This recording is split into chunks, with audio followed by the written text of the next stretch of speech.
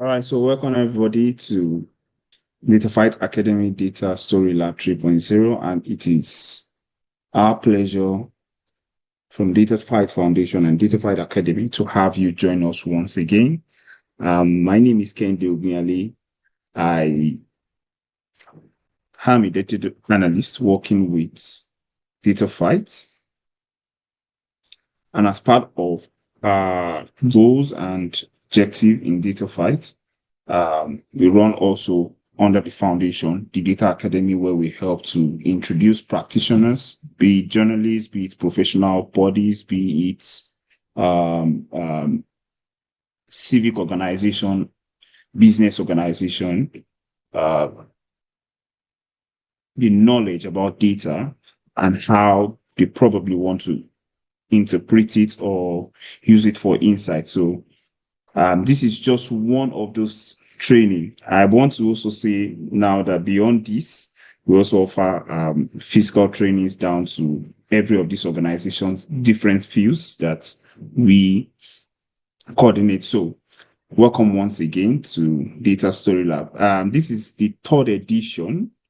I understand that we have been running this since December last year, and we treated different topic. And I must tell you that this particular topic for today is one that is very, very sensitive.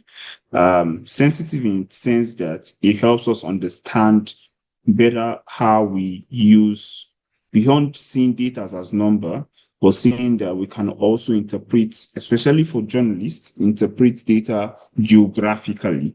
And we've made this platform bringing somebody who we believe that over the years is expert of knowledge working with data and working with several open source tools as shown, right? Even with the platform that he works with. So in about a minute, we're going to be introducing the speaker and we're going to start off with the training. So welcome once again to Data Fight Academy. Just a brief, Data Fight is,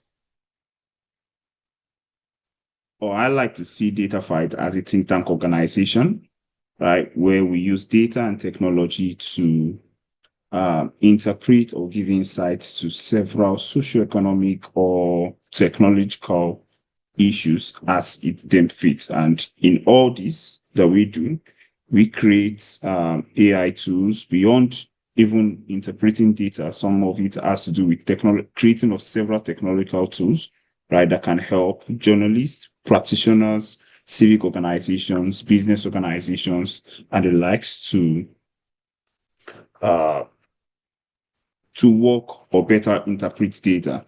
In doing that, we had, and something that we're going to be introducing to you towards the end of the training is several tools that we have developed over the years. All right, and we're launching it. Part of one of those tools is what we call a geospatial data repository that helps to collect or amass a lot of data around geographic locations, right? And it is only helped that beyond the fact that that is a repository of geographic data, we also teach people how to also work with it, right? And we have several tools. Go Local, Nubia is something I also want every one of us to sign up and begin to use. We're going to introduce that. We taught that in our previous lesson, but we're going to introduce that to you towards the tail end of this training. So as we go. Yes, most likely you're going to have access to the slide and also recording. Yeah, we want to apologize for. We're trying to amass all our recordings into one particular file or as much as possible on as much as possible have access to our website or our YouTube channels where you can always go back to watch some of those trainings. So yes, the training videos and slides are going to be available. Once we're done with cleaning everything, it's going to be available on it. Thank you very much for that question. All right, welcome back again. Sorry, trying to do multiple things at the same time, trying to admit people to join the training. while we also kickstart. So welcome back again to the training. So just a brief profile about our speaker. I hope I pronounce his name very well. Mansa Mohammed. I hope I do pronounce that name very well. And he's an open source intelligence specialist and a researcher with Human Angle Media, where he works as also a data journalist with expertise in leveraging innovative technology and investigative reports. Mansa focuses on information technology, geographic research, and open source data. His reporting covers conflict, climate, developmental issues in Nigeria. And someone I respect so much is also a Sigma Award winner with Humango pioneering the use of OSINT in investigative journalism during the presentation at the IMED International Journalism Forum. So without much grammar, let's welcome Mansa Mohammed. If you can hear me, you can please unmute your mic and we can just kickstart the training. Hello. So I think you are very close with Mansell. But I was having this fear that I was going to pronounce it wrongly. It's fine. It's fine. Yeah.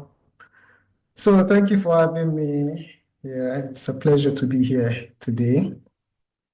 It's a topic very close to my heart. I love the work I do, and it's always exciting to at least come out and talk about it, and also to see results coming out of it from different tiers, from the reports that we do, the recognitions that we get from external parties, even coming to do training here. It's something that we appreciate as part of the efforts we put into this work that we are doing, especially at Human Angle. Okay, so I will just try to share my slides to help with the guide for what I intend to do today and to be my talking points throughout. Please give me a moment. So while we expect or look forward to our speakers sharing the slide, please, as much as possible, if you please try as much as possible to keep your mics muted. If you have any question, just drop it on the chat box. We would try as much as possible to reply everything as much as possible. So thank you very much for that. Okay, so I don't know if my screen is visible to everyone. Yes, it is from mine. Okay, so let's can see what I'm sharing, right? Yes, we can. Okay, so I think I did a little bit of the brief introduction, and you did a wonderful job. I think, thank you.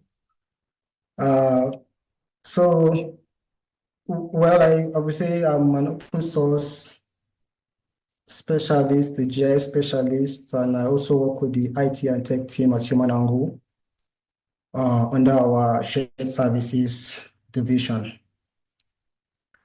And so, as part of my work with the editorial part of the company, I contribute open source intelligence, a few reports here and there, and geographic data, and also open source data. So, okay. So what to expect in this training is just trying to, over the years we've had journalists, as we continue to do this work, learn and improve and create important documentation and reports out there. We've had journalists come to meet me. I've even had to train some on a one-on-one, and even the ones that learned the skills, they usually have they still think I do something so mysterious.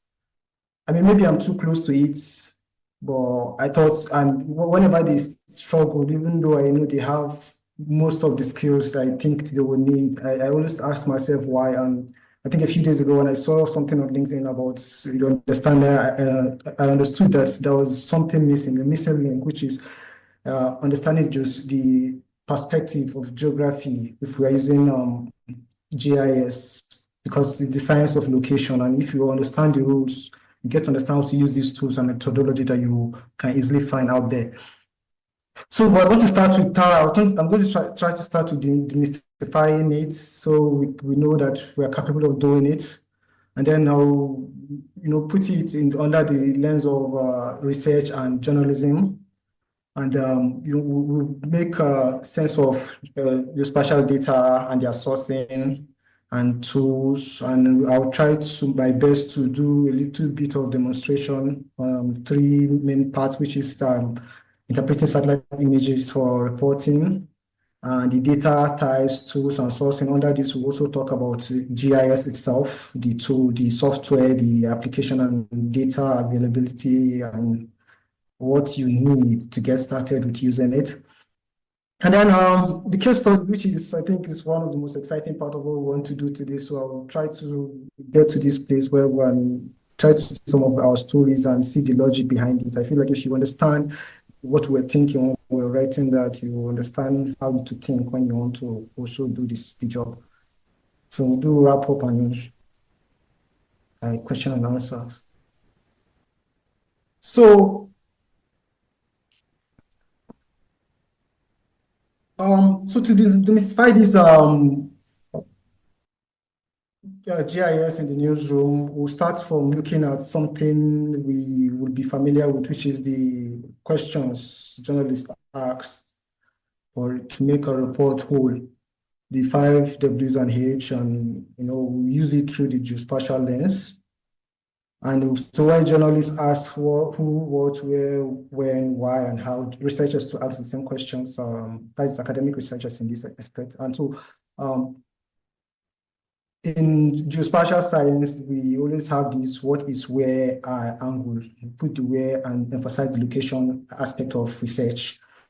And so in this part, if we're reframing from this context, we ask who is where, what is where specifically, take precise location, how did it happen in that place, and why is it that it's happening there and not happening somewhere else.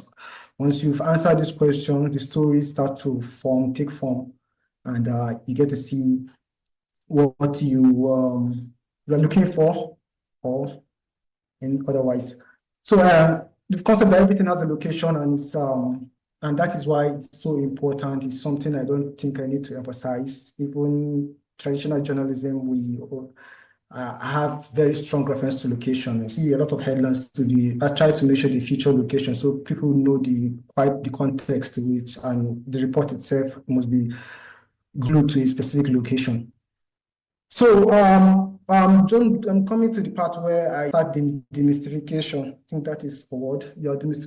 Yes, of the field, the approach itself. And I told you we have some things in mind. Some of the things that you have in mind are, respect the laws of geography itself, and which are two of my favorites, which is also a fundamental part of geography, is the Tobler's law, which is everything is related to everything, but then things that are closer are more related than things that are far. If you understand this relationship between things, you understand the relationship between people, you understand the relationship between how they affect these locations and why it's different from different places.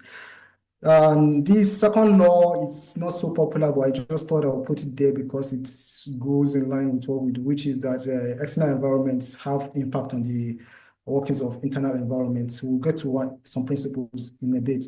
And this just talk about the logic behind how we do things like understanding flood, migration, understanding how people from a distant area can affect people from a remote area, and it makes sense. And that's some of the principles we use for geospatial technique. And all these are all rooted under the idea of geospatial, principle of spatial reasoning, just understand space and try to put everything in the context of space. And in this aspect now, we understand space, usually as human beings, we don't have wings, we don't fly, so we understand space from the perspective of who is standing. But it takes professionals years to really comprehend space from the bird's eye view. You see pilots, they do training, you see people that climb hills and get to be comfortable with looking down. They've done that a while and even try to discern details from that.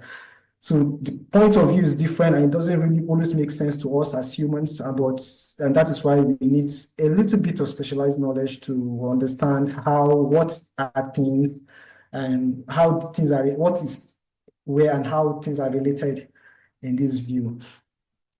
And so this all comes down to the principle of regional differentiation. It's a very big rule in geography. It means that the fact that it's a principle that geography, that stories exist because places are different.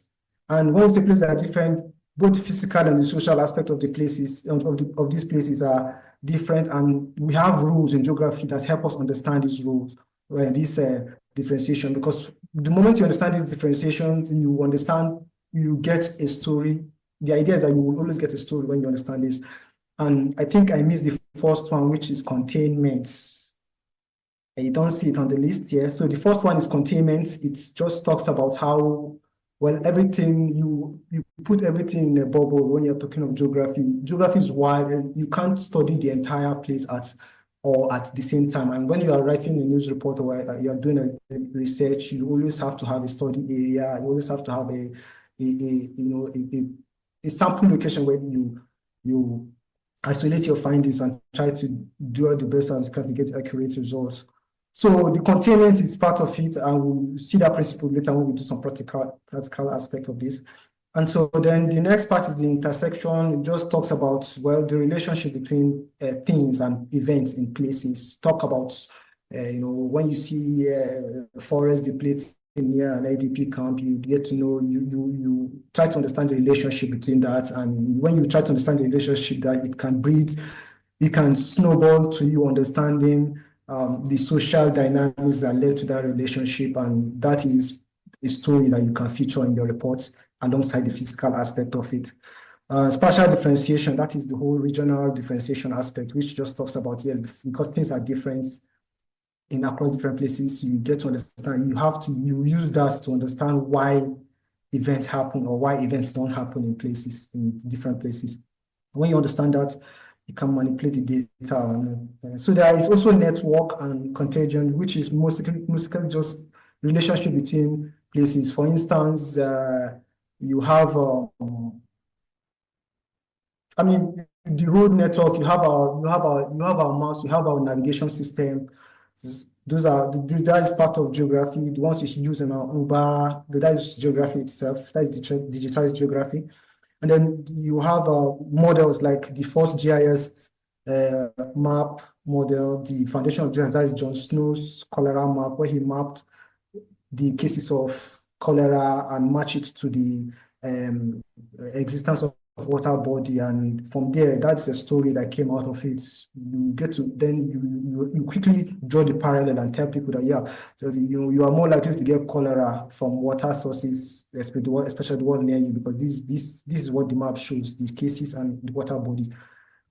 So that is one principle we also start to adhere. So proximity is also a very important part, because it's when you talk about the digital part of the project, the process, you have to talk about how they affect each other, the distance and what it means for their relationship.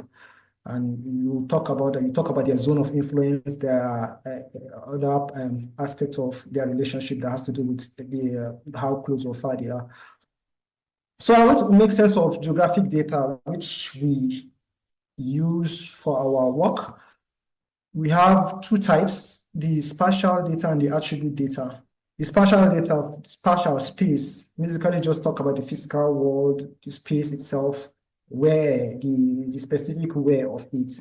Then the rest of the questions of that get to complement the where, are the attributes data. It's very important because they are the ones that qualify that way. They are the ones that tell you why a place is different from another place, why something is happening somewhere or something is not happening somewhere.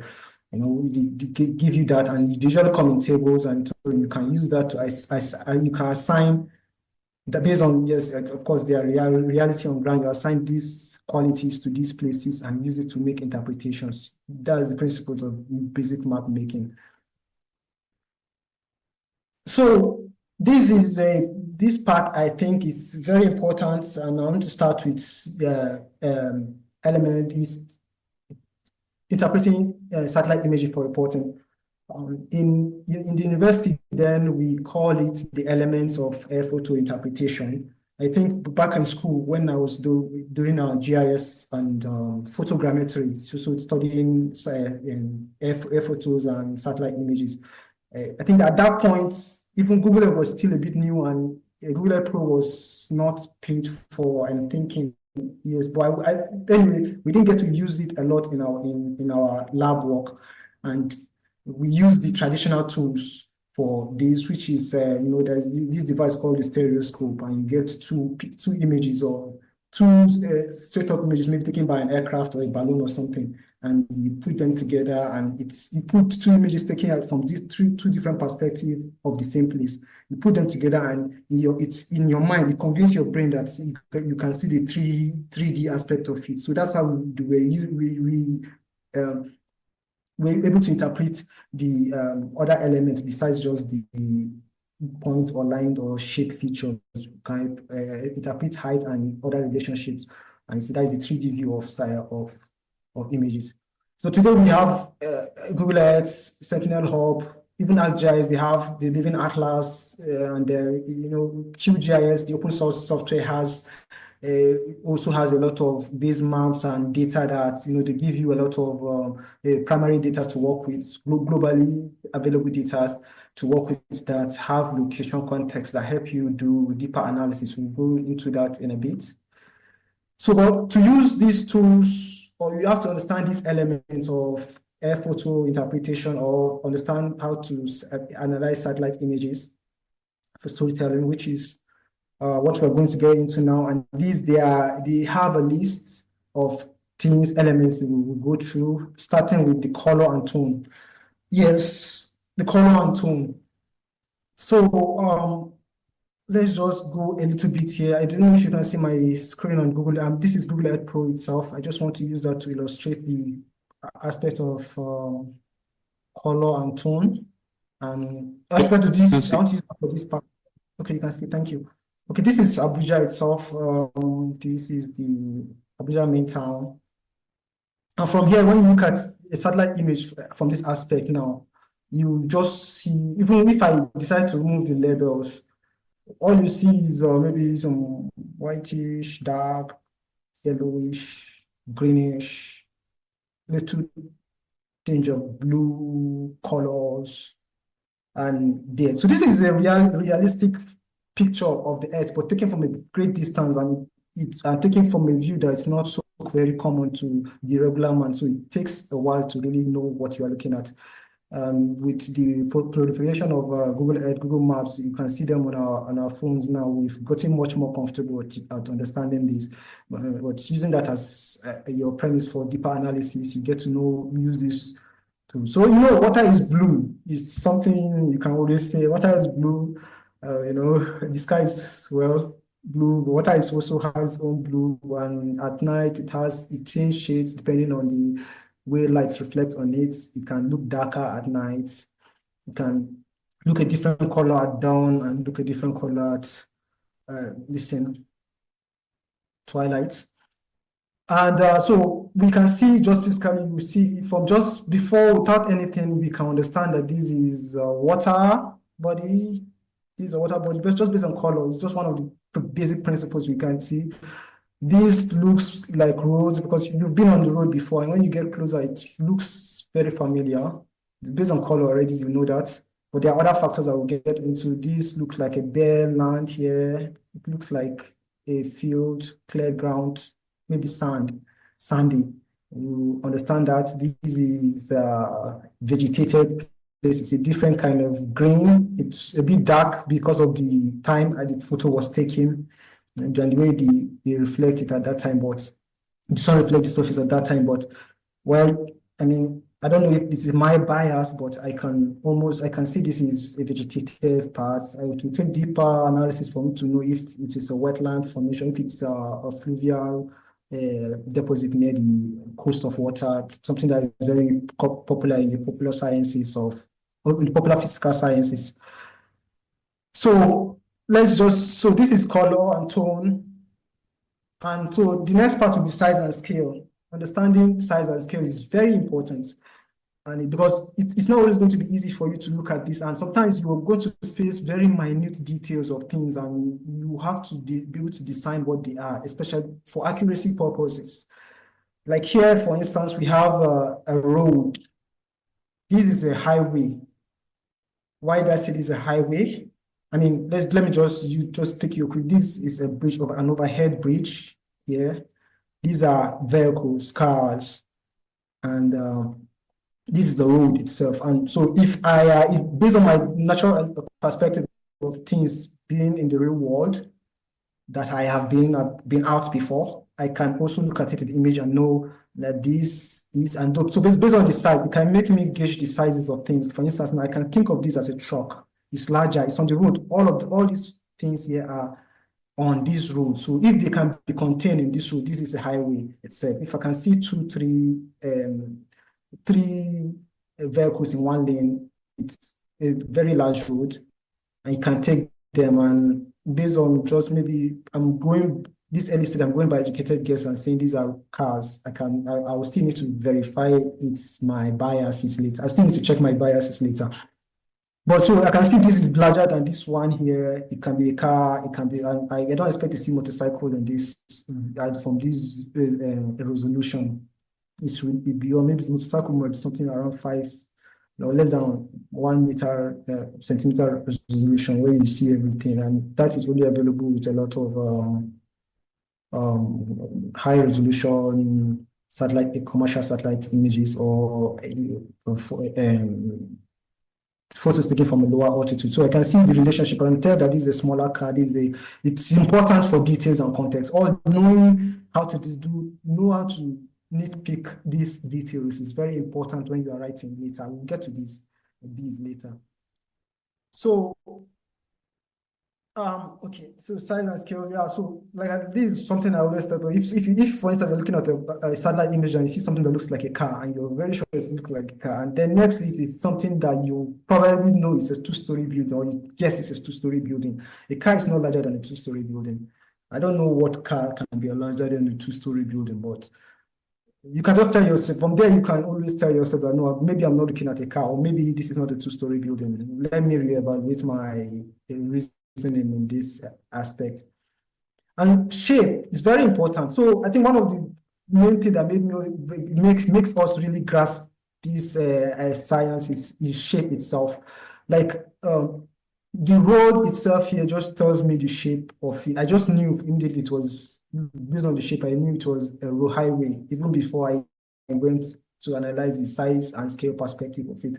This bridge too, it just looks like it. I mean, this is the overhead walkway. These are the stairs here. I know what they look like, and I can just say, okay, sure. And then also, yes. Yeah, we'll get to that in a bit. So shape. Now, this looks like a parking lot. I mean, we'll get to why other aspect of it, because all these elements, you put them together before you make your interpretations.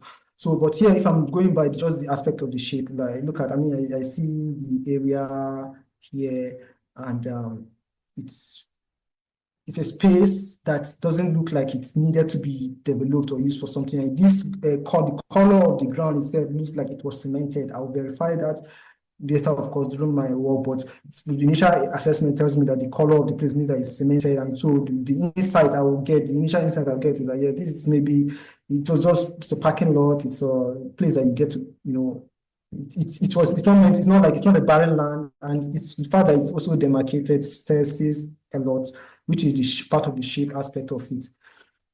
So the rules of understanding shape in nature is that sometimes, because a lot of when you get deep into the investigation, there are a lot of confusing things you see sometimes, especially when you are going into ungoverned spaces, you're going to very places that are not so as easy as this. They are very difficult things to understand. So there are rules we understand about nature. Natural features, they have nature. Nature doesn't give you very precise demarcation or measurement.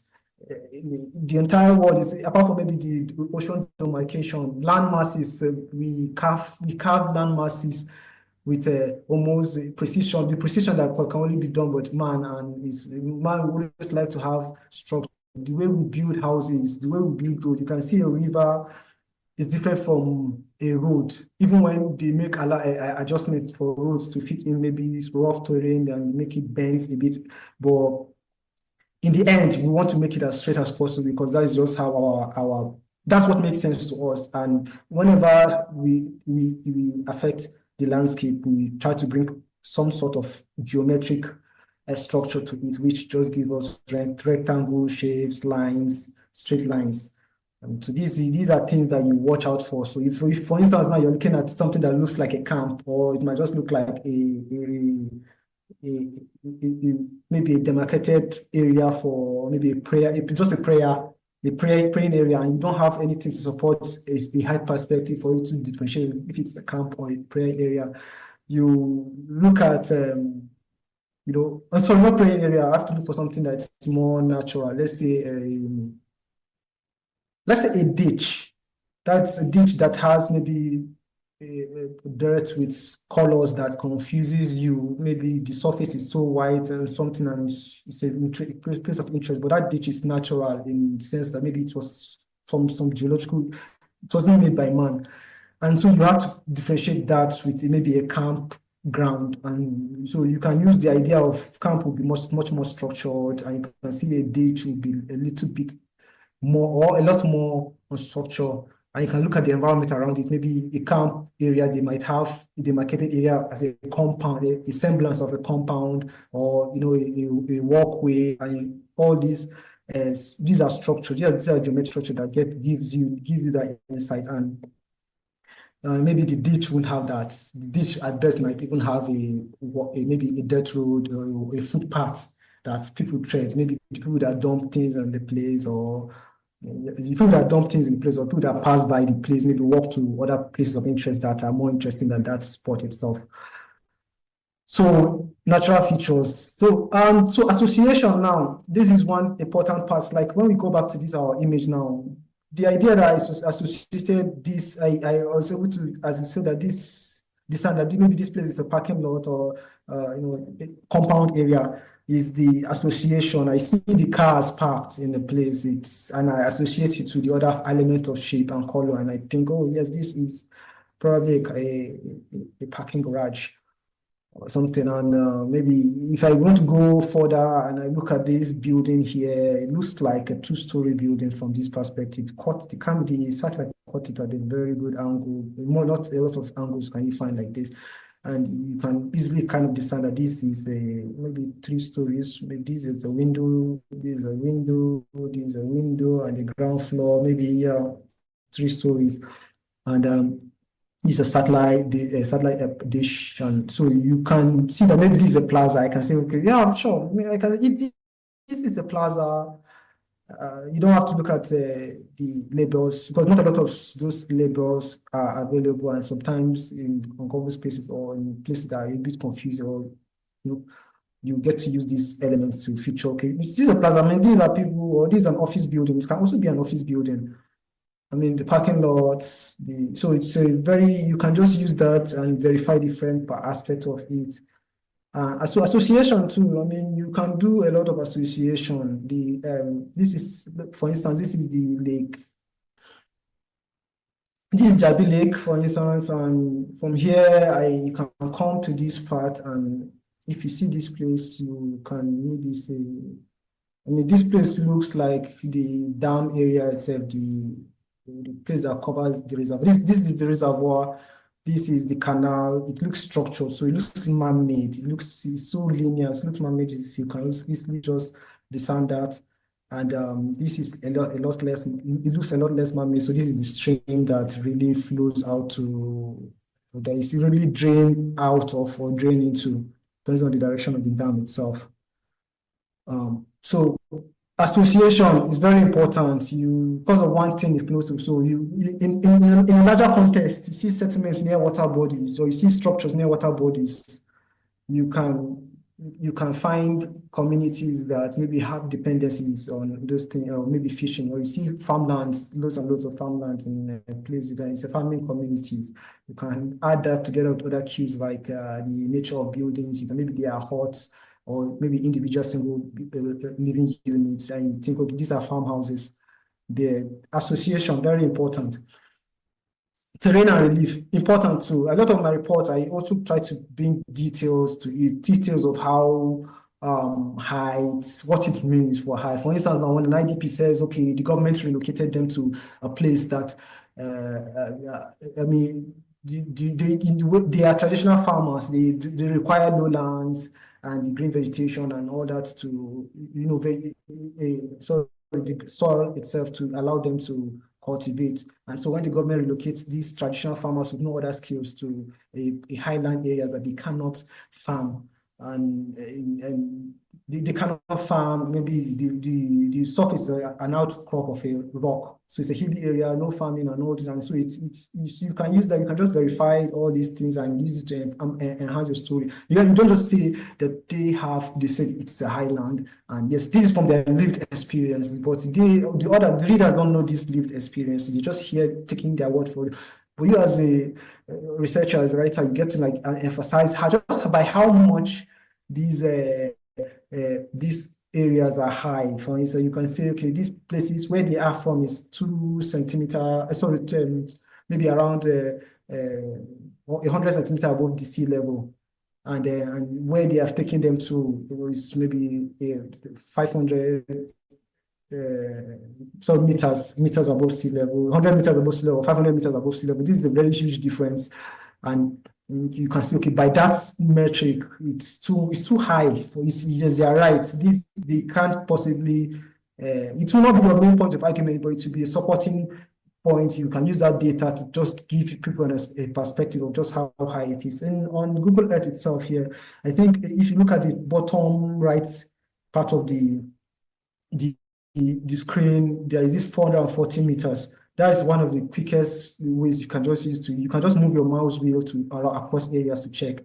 For instance, let's look at this place. It's the water body is usually the lowest part of a place. It's because of the basin.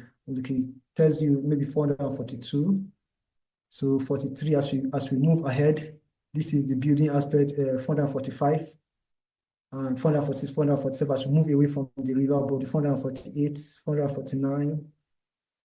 So this is elevation difference. This is one of the easiest way, but for a more precise way, I use the digital elevation model, which just helps you extract it can give you so much accuracy in terms of height. But this for a reporter is good for you to know this because it's accurate. It also uses the elevation model for it. But when you are talking about, in matter of perspective, when you're talking about scale now, sometimes you might just need to get the model yourself and do the analysis yourself. Height and depth, very important, highland, lowland. So you can use that to check floodplains. You can use that to say where, you can get a quick story from that. The place is flooded now. You can just open your listen and check, and you see, and you just measure the area, the flooded areas, or from where you get from, maybe from a news report or from your fixers online or from your sources in the field, and then you compare it with what you can find in it, and you can quickly say, okay, yeah, this is how much difference it is. That's why they are flooded. They are within the floodplain, basically. They are advanced. You can also use the child elevation model for that. So the location aspect of this is very important. It's the most important part of the GIS story because everything emphasizes location. Everything, all the W's and H questions you are asking, even the where itself, the where W aspect of it, it's also rooted on specificity of the location. So location is very important. And so as over the years, my colleagues have also been, without even telling me most of the time these days, they just know when they go to the field, they know some of these things they get, they know the tips. on the location, what to get to the field. Sometimes it's just as simple as taking a picture of a place and your iPhone records the coordinates, or if not, you go with a GPS device and take the coordinates yourself. And so you take pictures, record the coordinates, you take events, you tag them if possible. There are geotagging softwares on your mostly on phone mobile set, there are a lot. And you also record landmarks, very important. Landmarks are used as they have been used for address for centuries because of how important they are to locations. So the second practical aspect I want to go into is the GIS part. We talk about spatial and attribute data. We don't understand the space itself, which are the elements of air photo interpretation. When you use these elements, the size, the shape, the tone, the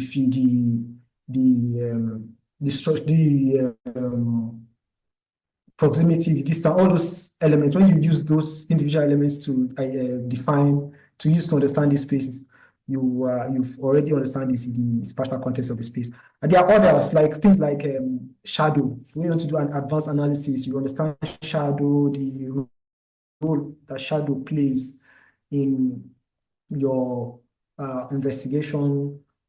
Maybe, you've seen some of those BBCI investigations where they talk about the shadow helps you tell the time of day. And it also tells you when maybe the places that are covered, all those places that are shielded from the sun. Maybe if you are doing something that is related to the hard sciences of geography or hard physical sciences, talking about climate, talking about the geology of the area. So you have shadow. Texture also is important. I know we talk about color and tone. Texture is also another one for a deeper analysis. When you use important data that we'll go into in a bit.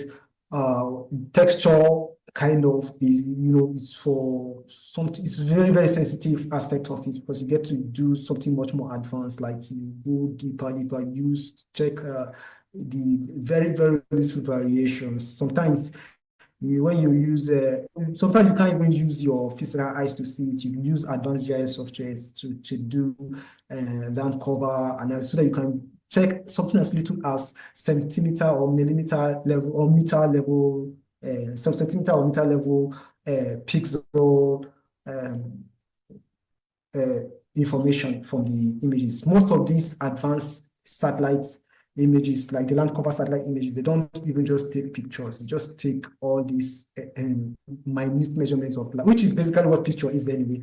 But they take it so much at a much larger frequency of the ground that it sees beyond the spectrum of our eyes. And so when you do that, you can use the advanced. So this software gives you the platform where you can separate all these different minute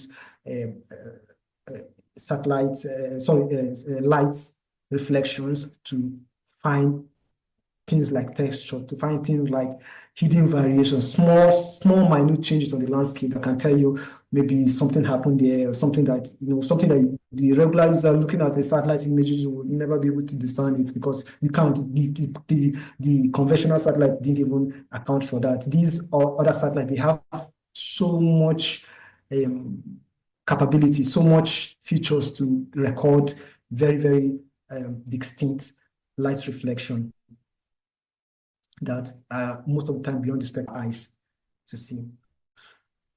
So, so this is an exciting part, the data tools and sourcing. I just did that. I didn't want to make it too long, but this is the GIS part. I didn't want to make the title too long. So these we're looking at the tools and interfaces, and a lot of the time when I talk about GIS softwares, when I talk to people about it, and they are all just put off already. When you just mention I'm using ArcGIS, I'm using QGIS for something and report. I'm like, oh my God, I'm not done learning Google Earth. What is this QGIS? And this is so, I'm not even going to try. It's so tiring. What is that? And so granted, it took me years to learn this. I learned it in the university. Like every Thursday, this was a course we went to do in the lab and try to use different GIS softwares to analyze land-based information.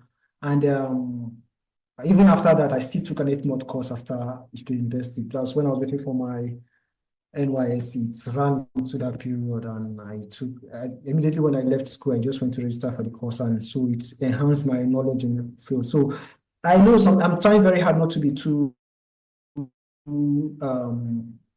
not to use my bias, my experience to downplay the simplicity, the difficulty of these. But I do believe that because I understand these to the extent to which I understand them, I understand what I didn't know in the beginning and the things that made it so difficult. So I think as we proceed, we can cut down a little bit of this barrier to entry for any reporters and researchers that want to use these tools. And apart from that, I think one of the most important things I can do today is also give you, when I show you this context, it just opens your mind to learning. You can go take the course later. You can take, there's even a 1-month course, 3 weeks courses that you can take on that, on specificity. But I think when you understand what you need, when you understand your needs, you understand what you are looking for. Because when you go to GIS, it's so wide. When we examine some of those tools in a bit, it's so wide that it can be overwhelming. And when you go to meet these professionals who are not so technical, who are not so bespoke to your needs, they have this all-round view, and that can be discouraging, especially. So maybe I think what helped patients was the fact that I had experience with it in school, and coursework is pretty much a must. So you have to learn it, even though you don't like it. And so I think maybe that made things easier for me. So some of the most essential tools I use on a daily basis. Sorry, can you see my screen? Because I think I have a little network downtime just now. Yeah, it's very clear. Okay, so some of the essential software that I use on a daily basis, at least in my work with human angle, my profession, even before I joined my research work, these are what I listed here. And sorry, in a bit. Oh, let me just close my screen. Let me stop sharing for a bit. I want to open the software. This is my personal computer, so I'm going to make sure I keep some things private. Please give me a moment. Recent development in the field, I see a lot of people have been trying more simpler approaches to these tools, but in the end, you still have to understand the legacy tools to know how to migrate to these new tools. But even with the development of GIS software these days, you have them trying to cater for the needs of the not so technical user. So this is ArcGIS Pro. It's paid, I think, for non-commercial use and student use is around $100 a year. And you have to talk to them about the organizational needs if you want to, and that gives you a whole lot of tools and platforms, extended capabilities you can use. But there are open source alternative too that I use most of the time, and I've even gotten a lot comfortable with using. And most times I use both tools, even though maybe they can both do the same things. Those are when you use the multiple, they make things easier for you. So this is the interface of the GIS software, the ArcGIS. Almost all of them have the same interface. That makes it easier. Like even from it's just they make it with newer updates, they look much more appealing to look at. The aesthetics and maybe added features, but the user, if you learn how to use one GIS software, you practically just know how to use all of them. I mean, there are a few tweaks and a few learning curves, of course, when you start any, but the bottom line is everything is there, and I think they use the same design interface, UI design, or that a lot of people are familiar with. If you use CorelDRAW, if you use all those AutoCAD, if you use Canvas, all those tools, you see that they have the same look. Even web browser, you see the title and the menu bar, they have the same kind of look that helps you with it. So the GIS software is to make the software to simplify all these geospatial analysis. I mean, I enjoyed all the periods in school where I had to manually draw maps, and you have to draw it accurately to scale. And draw it accurately to scale that you have to make sure you don't have shaky hands, use thread in some areas to make sure you draw. And so when you're drawing a map of a very small place or you're trying to trace a event from a paper map, it's much more difficult. But with these tools, they use all those rules in the back end and just give you a front end that allows you to do them. And so you have the general, the menu bar where you get to add the features, you have the base maps, depending on maybe the aesthetics, you can have, we will go through this on the open source aspect. You see how easy it is. You see satellite imagery, you can change the base map, satellite imagery. It will take a minute. Yes, it changes. So you can change it to any part. It depends on the kind of analysis you are trying to do. There are options here, whether it's for navigation, topography, whether you're studying the landform. If you're studying a city area, maybe the OpenStreetMap here, or you can use the street if you want to precise the street. If you want to use visualize data, there are the canvas, the light gray canvas and the dark gray canvas, so that you visualize data on a map in a way that shows maybe you are trying to highlight the features, not just the map, but the map is maybe an undeniable reference that you just had to show in the picture. So there are others too that you can see, and there are also others that you can import from different platforms that just helps, like there are terrain maps, so that those make sure you don't really worry about using. So there are other tools that you can get to use. Yeah, the tools. I feel like when you get there, you can just, when you get to the software, you can just, they are very simple and straightforward. The hardest part is knowing that you can use them. If you can use them and you're committed to doing, I mean, you've done harder things in your job, so you can just always take the moment and just ease yourself into the learning curve. The search feature is self-explanatory. You can search places here. There are also this information tool tips that gives you, just tell you about them. In some of the earlier versions of these softwares of use, they don't give you this. You have to know them by heart and know how to use them. But these tools, I think IGS was even the first to use to even give you access to the tools. So let me just go to the exciting part. So the toolbox is here. So everything we talked about earlier, some of the things I do that look so mysterious, my job, it requires me knowing how, recruiting the task, the capabilities of some of these toolboxes. These toolboxes here, they help with, so they help with, they are called geoprocessing toolbox. Basically just help you with GIS kind of analysis, whether you're trying to map crime rates, whether you're trying to map the occurrence of something, you're trying to show the variation of something, you're trying to do deeper analysis, and you're trying to do is land-based analysis step that might not even feature into the map itself. Because if you look at all these tools here, a map is like an afterthought.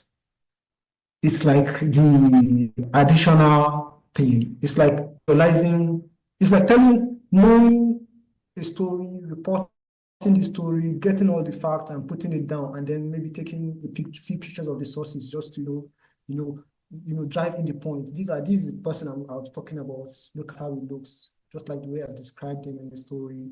It looks like this, and so this is a picture just so, oh, this is the event, this is where the bomb blast happened. You take a picture after describing it. So these two, they give you tools for understanding everything, understanding, like here, the aviation tools I used to use for plane, you can use it to make cartographic maps, you can use it to understand the data itself, interpret data.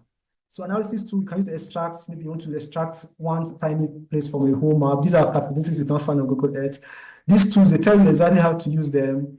You click on it and it take you to the platform and they tell you use the data set, which we are going to in a bit. you have to, maybe one of the toughest parts is understanding the data set, but with internet now, I think you can always just search the data set that you need for a different analysis. And if you're using an elevation model now, for instance, you can just search an elevation model. You can just download the elevation model from sources, credible sources, and then you can upload it here. You can make, let me say, a contour map or something. So anyway, so this is just the hard part. This is just for you to look at it. There are crime analysis, there are indoor analysis, there are image analysis, and they have even started including AI and machine learning capabilities like deep learning, where you can classify, you can understand your needs as a user. To maybe you frequently do some deep maybe land cover analysis, and you understand the pattern and use that to train. You can train models, learn models, and you can use that to automate some of these processes for you. Change detection is one thing that I think we'll use a lot in journalism, where you just talk about why things have changed, and because of that change, now I can give you insight on maybe things like, flood, things like destruction of buildings, things like mass graves or grave sites, or vegetation, deforestation, camps, and all those things. You use change detection. It takes those minute details that might be so invisible to the eyes, and you use that to analyze these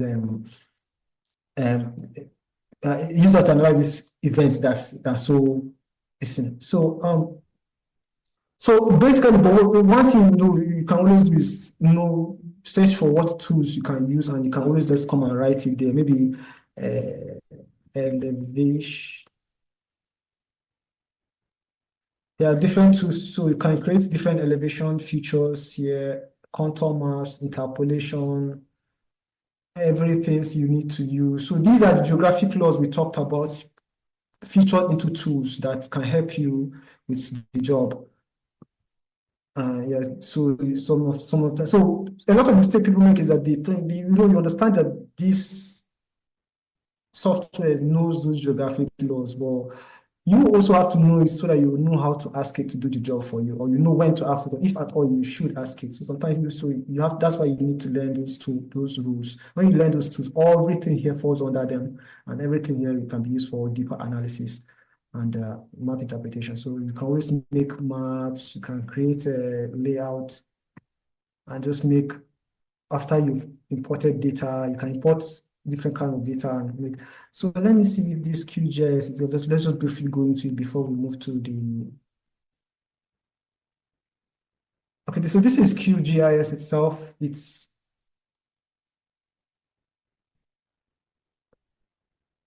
So the data is almost similar. It's just a few differences for branding and everything, but you have the same things. You have access to database, you have access to web maps, different kinds of web maps from Google, the publicly available Google, to the ones from the ArcGIS.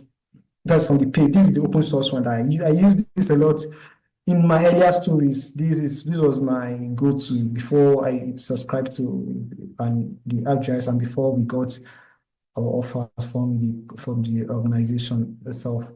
So satellites, you can get relief. These are so different, distinct. Sometimes it can just the base map itself can just be the premise for your analysis. Knowing the kind of data you have just tells you what you can do with it.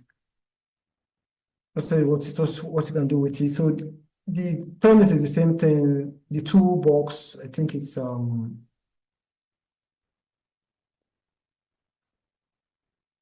rearrange mine. So the standard is here. Okay, this is OpenStreetMap. Give me a second. Aha, this is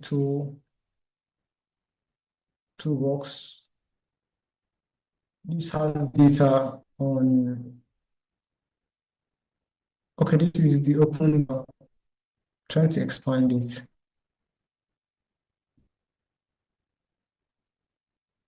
So data tools, data for climate. So it cuts across everything from academic research to social research, and you can almost get every tool that you need from that you can have from the main paid softwares to this. It's just that the paid ones, they give you an extra layer of convenience that sometimes it's just so you can also search for different kind of maps. You can search for topo map and tools. So QGIS is free to download. You can just go to their this thing, and they have a very quick tutorial to help you. This in your first 10 minutes, you can make a basic map with it. Just import the layers of data. I don't want to spend too much time on this part of the technicalities because it will take my entire time. I just wanted to just explore the tools and show you what is within your grasp. So the OpenStreetMap, of course, this is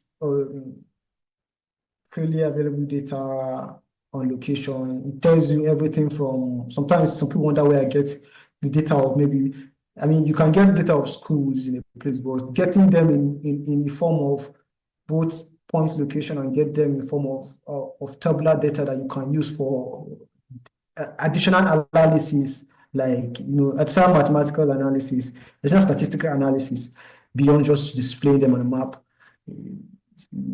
That is what they call OpenStreetMap. They give it's a project where they gather open source data from all these places, and it's an additional layer of information you can use to get schools, roads, names of roads that beyond just what you can find on Google sometimes. Although Google has the most accurate, but in terms of filtering and everything, and in terms of the reach, I trust OpenStreetMap data. I go to their website, I download the shapefile, I download the files. So they can even download the image files. They can download every data for every place in the entire continent and can use it to create very bespoke maps and use it for specific analysis. So shapefiles, these are just the source. I just thought I should mention it. They just file extensions for GIS software. Just it's what GIS software recognize. Also KML, you can export KML files from, you can use here, this is the tool I want to use here. Maybe, let's say this is the polygon tool, and maybe I found an area of interest here. I'm interested in this place, and I don't want to use the satellite image for this analysis. I just want to use the map, and because there are other analysis, maybe I want to interpret minute relationship between features on the map, maybe the building in relation to maybe a place of incident here, and I want to really measure and visualize it in a map and show you can save this, and maybe and building, and you export it. This is the interface of Google Earth. I didn't go into Google Earth because I thought it was so common for everyone to because it's free and it's very common, and we've had variations of it on our phones, but the tools are here. This is the layout. This is the building we just created.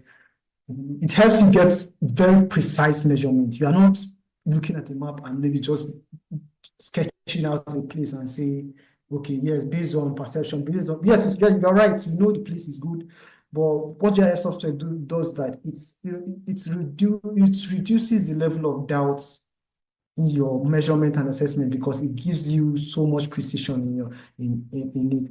So it exports maybe building to KMZ or KML version anywhere the GIS, and you can just take it to any of the GIS software itself. Let me take it to the QGIS part of it.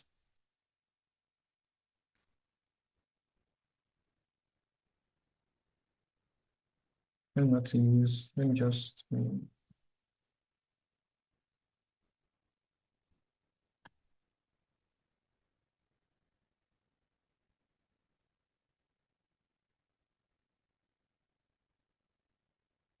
it school this aspect.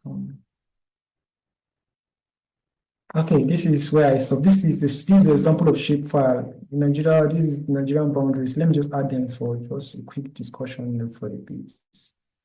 Let me just add this thing.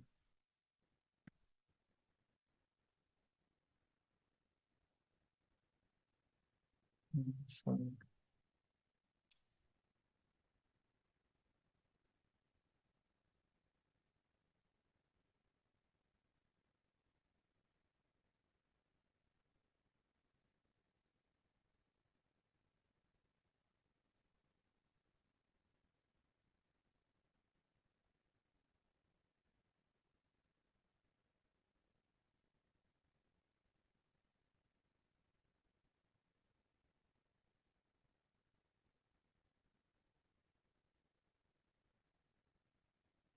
I think it's taking some time to load. My laptop has been making sound. Just want to see how I was able to transform this and transport this to the.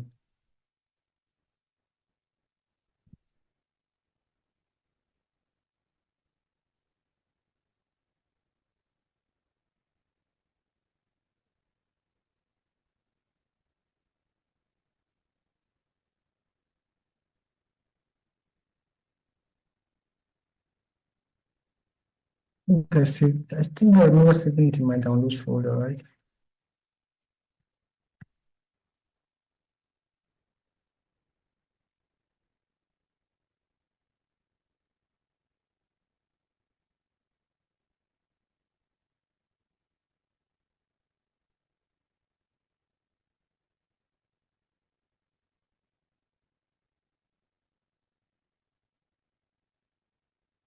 I'll come back to this in a bit. I can't find the file.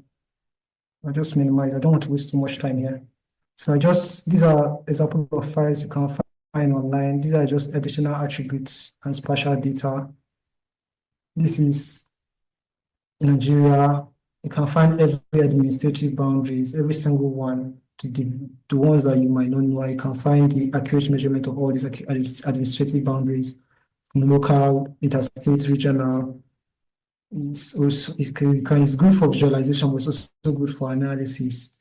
We can select them individually.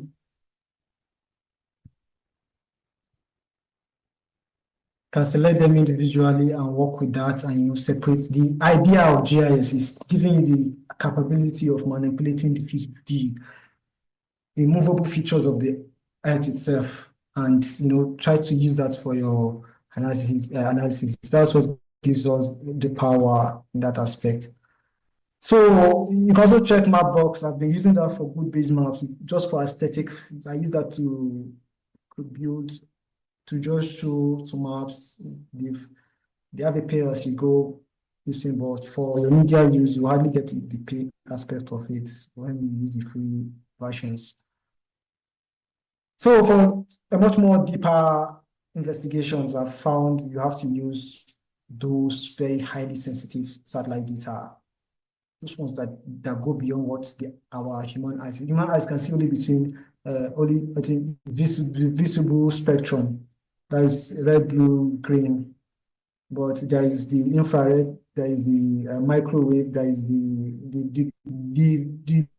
shorter wavelength of the EMF, the electromagnetic radiation. We can't see that. Yeah, EMR. We can't see that. And then the longer ones, which is basically heat, the thermal, the infrared.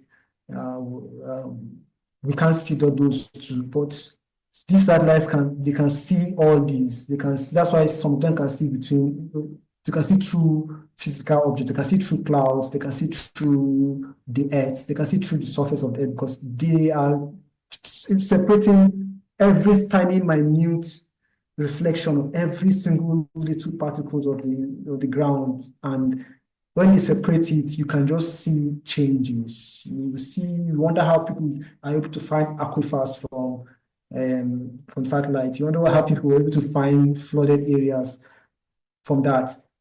This is satellite. This is what we use for all these kind of work. And so one tool I've found very useful is the S3 Living Atlas. I mean, so this is the Living Atlas itself. It has a lot. It's like the GitHub of geospatial science in a way. It has so much open data, so much from everything from climate. I mean, before when I wanted to do, even in my early days in Mark, when I wanted to do any research that I needed maybe to check the land surface temperature, I mean, I had to go download different maybe Landsat 8, Landsat 9, Landsat 10 images, heavy, maybe 1 point something gig per image. And you need multiple images for of a place for multiple years, and then you subject them to the analysis to get, and you have to use mathematical formulas. That is one fun part of not fun, tiring part of it. Like band combination is a very but band combination is important because you get to know if you mix the visible spectrum and the infrared spectrum, you're going to see land more. If you mix the sorry, is that correct? If you mix the three elements of the visible spectrum, that's the green, blue, the red, blue, green, RBG, you get to see things as we will see, as you see with the human eyes. If you do the one with the near, if you mix the combination between the near infrared spectrum, the long range infrared spectrum, and some part of the visible spectrum, you can get to see vegetation. That's why you see things like precision agriculture, because they kind of are very precise with checking, measuring drought, crop resistance, so precise at it because the satellite sees beyond what you will see as a person. And so it's something we do. And you see things like open data, like the Sentinel data now, it's been known to be much more frequent than you find on Google Earth, but it's not as clear as it, and usually it takes a lot of analysis to do. But you see the Living Atlas now has these tools. And it's not just the physical data, it's socio-economic data, the population densities, the crime rates, the COVID-19 spread. These are things you can attempt to find in this platform, and you find it in a way that you can use to do a much bigger investigation, much bigger research. And it's so comfortable for you because it's laid out by other professionals that have worked on this and are donating this to the betterment of society through open source data. This Sentinel data, this is Africa, this is Nigeria, and it's you can always get extra shapefile to help you demarcate it, but because of I understand it very well. Look at this you can precisely measure the river Niger and Benue River so much. You can measure you can measure flood aspect. This green here, this is the legend here. Normally I do this myself, but this data have been available, especially for the non-technical people, for people that just explore and look at this for any land-related research. So you see water bodies, they have the key there, the trees, the flooded areas. These are these, so you can get a story from here. So even before, even without using it, and they have timeline 2017, 18. But if you don't get data within that timeline, then you might need to be technical and skilled to do it yourself, because the data they used is also publicly available, and it has been available. A lot of them, some of them have been available. Some are still paid. Some of them have been available for a while, and people have had to learn. So you can see the fire, NASA fire. I did a report earlier this year. So earlier last year, not report, I contributed to Kunle's reports earlier last year on the alleged military, military burning down rural communities. For years, whenever we talked in IDPs, they told us that these people have the army, they tell us that they came to burn their homes and take them away and put them in camps, so they lost their homes. So all these things, I think the report. So after talking to these people, we asked them about their homes. They gave us as much details as possible, and we went to check all their homes, and we met the charred remains of these homes. And the way we did it, and not just that, not just meeting it on Google, you can use that on Google, not just that, but using this thermal hotspot. It's also part of the visible spectrum, the invisible spectrum, but with the thermal aspect, you're able to find those areas that you don't just confirm the incidents, but you were able to narrow down the date, because this fire data have specificity of date, and and time and even scale. If you go to the NASA Fire website, you get to see everything, and most users get to use their platform directly there too. But if you use GIS, I did it in a way that is still, which was very confusing to most people. The approach was very difficult for most people to follow, because I used they also published the free data, and I used that to download. I saved that to the I saved that to the GIS software which I use for the analysis. So okay, I just opened the message. Am I really audible? Because I just saw a message said I'm a bit low. I just opened the message box now. No, no. So there was a time that your mic went down, but I think it's more clear right now. Okay. Okay, thank you. I think it's more. Um, so Mr. Solomon asks what the name of the app is. I don't know what app he's talking about.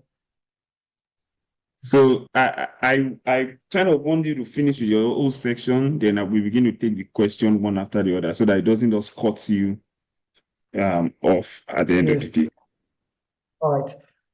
So that helped me not just isolate it, but also map it in relation to the bonds, the chart remain, put the precise location of the fire incident to this communities that bond. So, and then use the Wayback feature of the Google Earth to track, to track the precise moment that the last time the place was standing, and then I try to narrow it down with the NASA fire location reports, and it's fits, and we got a database we get a data for about 50 similar cases, I think 50 or 55 or so. Now the data we publish the data along with the report. It's out there in the spreadsheet, 50 locations and the likely time they were burnt, which is more than just say that they were burnt, and I think it enhanced the report in that regards. And so that's what you can do with this kind of data. A lot of them, sometimes I just come to the Living Atlas, I just check it to get story ideas, not even because I have a story. So just to get ideas on what to work on or something to work on. There are a lot of things. Just think of anything that can happen in a place, and then you try to search it and see if you can find it. But there are other sources too, like the Google Earth engine. It requires coding a bit, so a lot of people are not so and that's why I don't want to go to it, because it requires a little bit of scripting, and maybe if you are trying to convince the non-technical users to use this platform, telling them to use something that they have to use precise algorithmic code writing to extract data, when there are tools that can, it's a bit difficult, but it has its uses and has a treasure trove of data that you can use for that. I remember Landsat is my favorite. You get it from the US Geological Survey Agency. You can also get these, a lot of the data, you can get it from there. You can get the SAS synthetic aperture radar, Sentinel data. You can get the data elevation model, upload it to GIS, and you can just go from there. I used the Landsat a lot for a lot of our earlier reports on land cover. The one we did the deforestation report, I used that for it. I used it for when we did the desertification report too. I used that for the Lagos report we did on Lagos about wetlands disappearing also, not just for the pictures, but we also we're able to get precise scale at which these wetlands are disappearing, and using some of the predictive tools of this GIS, because they have the ability, they have tools to understand trend and then make projections, just like the way you make projection using regression or forecast in Microsoft Excel. You can also make those kind of similar projections, statistical and geospatial projections with the GIS software, and we're able to project the rate at which that Lagos is expected to lose vegetation in over the next 10 years. We went as far back as the 1960s. Landsat data. Well, one favorite thing about Landsat data. So 1972. That's where the data is available. So data is one of the advantages of Landsat, is that it has so much archival data. And I mean, it's not as clear as what you find on Google Earth, and it's not even readable in that sense. But it is just basically a set of data with different lighting levels, maybe different scale at which the spectrum, the electromagnetic, the reflections of the electromagnetic spectrums were captured from the ones that are visible to us for eyes, so ones that are too short, that is light, the ones that are like then there's ones that are too long, which is the long wave. That's when you see the microwave, you see the radar. Those are the fall within that spectrum. And the idea of GIS tool is to explore nearly the full range of these spectrums, this spectrum, to get detailed information that even someone on the field there may not be able to, because it's not within the sensitivities of our eye. And so when we do that, we're able to bring it out in colors that we are able to see. And that's where you see some of those classic maps, those vegetation maps I make, and those flood flow map I make, because they are able to tell us beyond what our regular eyes will see. Landsat is my favorite. I use it a lot, and it's easy for me because it took a lot of time to learn. But now though, you don't need to really do those analysis. Based on this, you can just come to the Living Atlas. You find this Landsat data. If this is Sentinel, you can also find Landsat. I think. So I go to the US Geological Survey Agency to find it, but you can find Landsat also there. It has ranges of from visible to the short and long infrared. So short microwave, and then short radiation and the long microwave radiation. So it gives you these details. The Living Atlas is just so much data, and I think it's good. And if you are not afraid of coding, you can also try the Google Earth engine. Sometimes just looking at the data opens your mind to the possibilities of what you might use. Sometimes that is the starting point for a story. Sometimes, I mean, I'm going to tell you why that is not the best idea later, but sometimes it can be the push for you to start from the best idea. So then regularly use open source data. You can find the shape files online, administrative boundaries. If you search for Nigeria administrative boundaries shape file, you find it online. If you search for Cameroon administrative boundaries, you download it and upload it to GIS software. You can make precise those maps without having to think of how to use CorelDRAW or Adobe or something to really draw it. You have to look for existing maps, then carve those ones out of it. That is so much work, but these ones are available and very precise, and they have one important thing, which is location context. They are grounded on precise coordinate locations, which means the measurements you make on these platforms. If you take a ruler, for instance, if you take a ruler here in any of these software, GIS softwares have the rulers, they have various rulers. If you take a ruler from this here and you measure from here to here, believe me, that you can take that to the bank, because that is measurement, that's precision in measurement. You can go there physically, and maybe you don't have a tape. The next best thing will be having a tape when you are there physically. That is the next best thing. We can go there and walk. Maybe if you walk, use the crude method of walking there and trying to estimate it, you'll be way, way far off. Yes, we use that in survey and a lot of work to make rough estimates, but it's not as precise as this. So this here, it takes every single point of reference from the globe itself. So from programmable projection, it takes every single point of reference to make sure that what you're measuring is precise. So if I tell you that this her building is just it's just maybe, if I'm converting it to maybe distance, relatable distance, I don't use kilometers, and but not everybody can. So if I'm converting to distance, because you can also convert, I mean, logically, it's part of the logical process of the investigation. When you do, is it deductive or inductive reasoning, where you can convert distance walked. You know the average speed at which a regular person walks, and you convert it to the regular speed at which a person walks and the regular distance they walk at that regular speed, and then you use it as you convert that by the location, and you can say, okay, it's just a few minutes walk from maybe 2 minutes, less than 1 minute walk from the building is where this thing happened. something very relatable when you get the distance, because it's pressure is precise here, and these conversions too, they are also based on standards, and those standards are as precise as we can get, and you can use that for getting those very, very nuanced and important details that you might not think you need, but when you put them in the report, it just makes it instantly richer, makes it makes the person reading it feels like, oh, what, I mean, it's almost like I was there. Because if you tell me, there's a lot of reasons that you tell them 20 kilometers, they might say, okay, yeah, sure. But if you just maybe tell them it will take you maybe a 20, 25-minute walk at regular pace to get there. Okay, really, I can relate to that because I walk every day.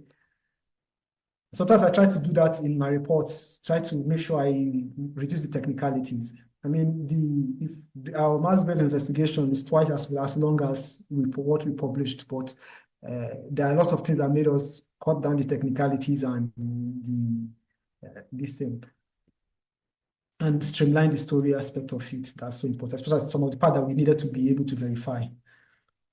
So I just want to move on a bit to the methodology before we go to the use cases.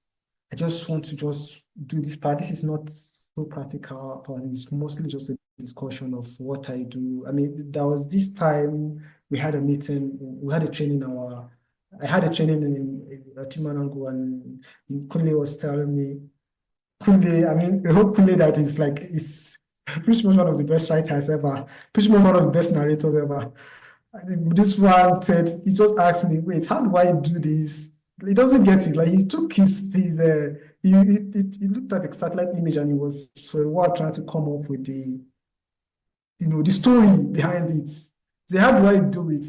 So it's very flattering. I was like, look at the person talking, person that pretty much narrates everything possible.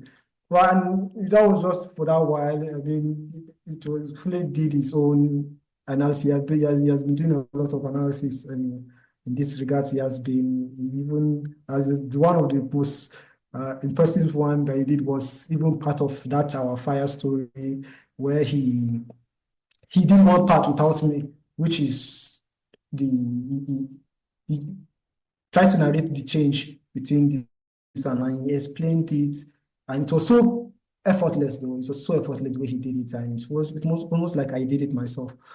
And it's so the aspect of, and that is the part that I think people find difficult, because I think everybody has a style, and this is my style.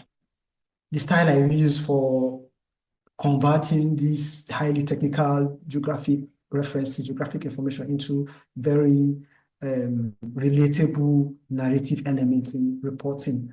And this part, I must admit that I did have the advantage of, I mean, I didn't join as a journalist, but I knew how to write. I had how to tell, so I used to write short stories just for pastime, and so I had this skill. So which is why it might be difficult for just a strict GIS user to be able to come up with this field. But so for journalists too, they have the skills to write, which is basically one of the primary skills they have to write, to explain, to narrate. But then they fell short of the earlier part that I mentioned, understanding these laws and principles that helps you put all these things together. I hope, yeah, so I hope with this and that, the ends are going to meet here. So the reporting, there is the data part. When I started off, I think when I started with the human, I was mostly contributing to reports in the aspect of just giving them, doing the research and giving the reporter, not my own reports, for reporters to feature in their reports.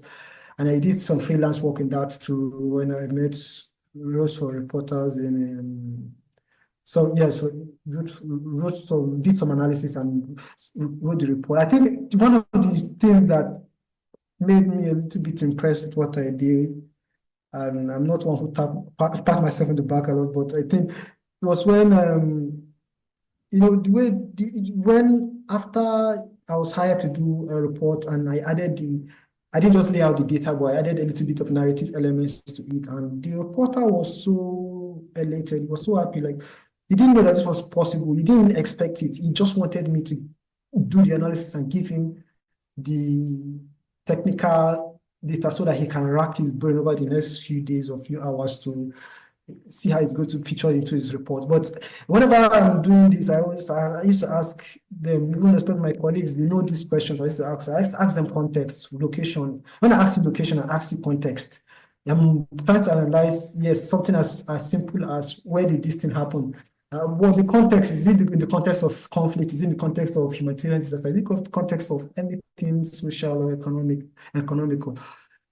Like, give me the context. It doesn't sound so important, but I feel it flavors the approach and the narrative angle, and it streamlines the way the time you spend on each element of the data collection, data curation, or interpretation of the data itself.